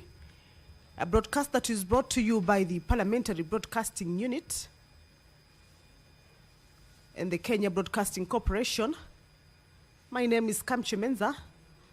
A warm welcome to you as you join us for these proceedings. This being a Wednesday morning, as is that tradition, it is a sitting that is set aside for the cabinet secretaries to appear before the Senate chambers. This is as provided for in the House Standing Order number 51C, where the cabinet secretaries appear before the Senate chambers to respond to various concerns, matters either of county, inter-county, national, regional, or even international concerns, appear before the Senate. Normally, the questions are forwarded to the ministries prior to their appearance inside the chambers. And when they come now, they give a comprehensive response to the concerns that the members of the Senate may have forwarded to the ministry, and also supplementary questions from the members inside the chambers at the time when the cabinet secretary is presenting or making their submissions regarding the concerns that have been forwarded by the senators. And this Wednesday morning, 2 cabinet secretaries who have confirmed to appear before the Senate include the Cabinet Secretary for Tourism and Wildlife, Rebecca Miano, as well as the Cabinet Secretary for Education, Julius Ogamba. They have confirmed that they will be appearing before the Senate this morning, as you can the questions that the members may have forwarded to them. What you're seeing on your screens currently, that is inside of the Senate chambers. The time allocated for the sitting is 9:30, so in a short while we should be expecting the procession of the Speaker to make its way into the chamber, and also members to also make their way inside, of course, for the House to be able to correct and also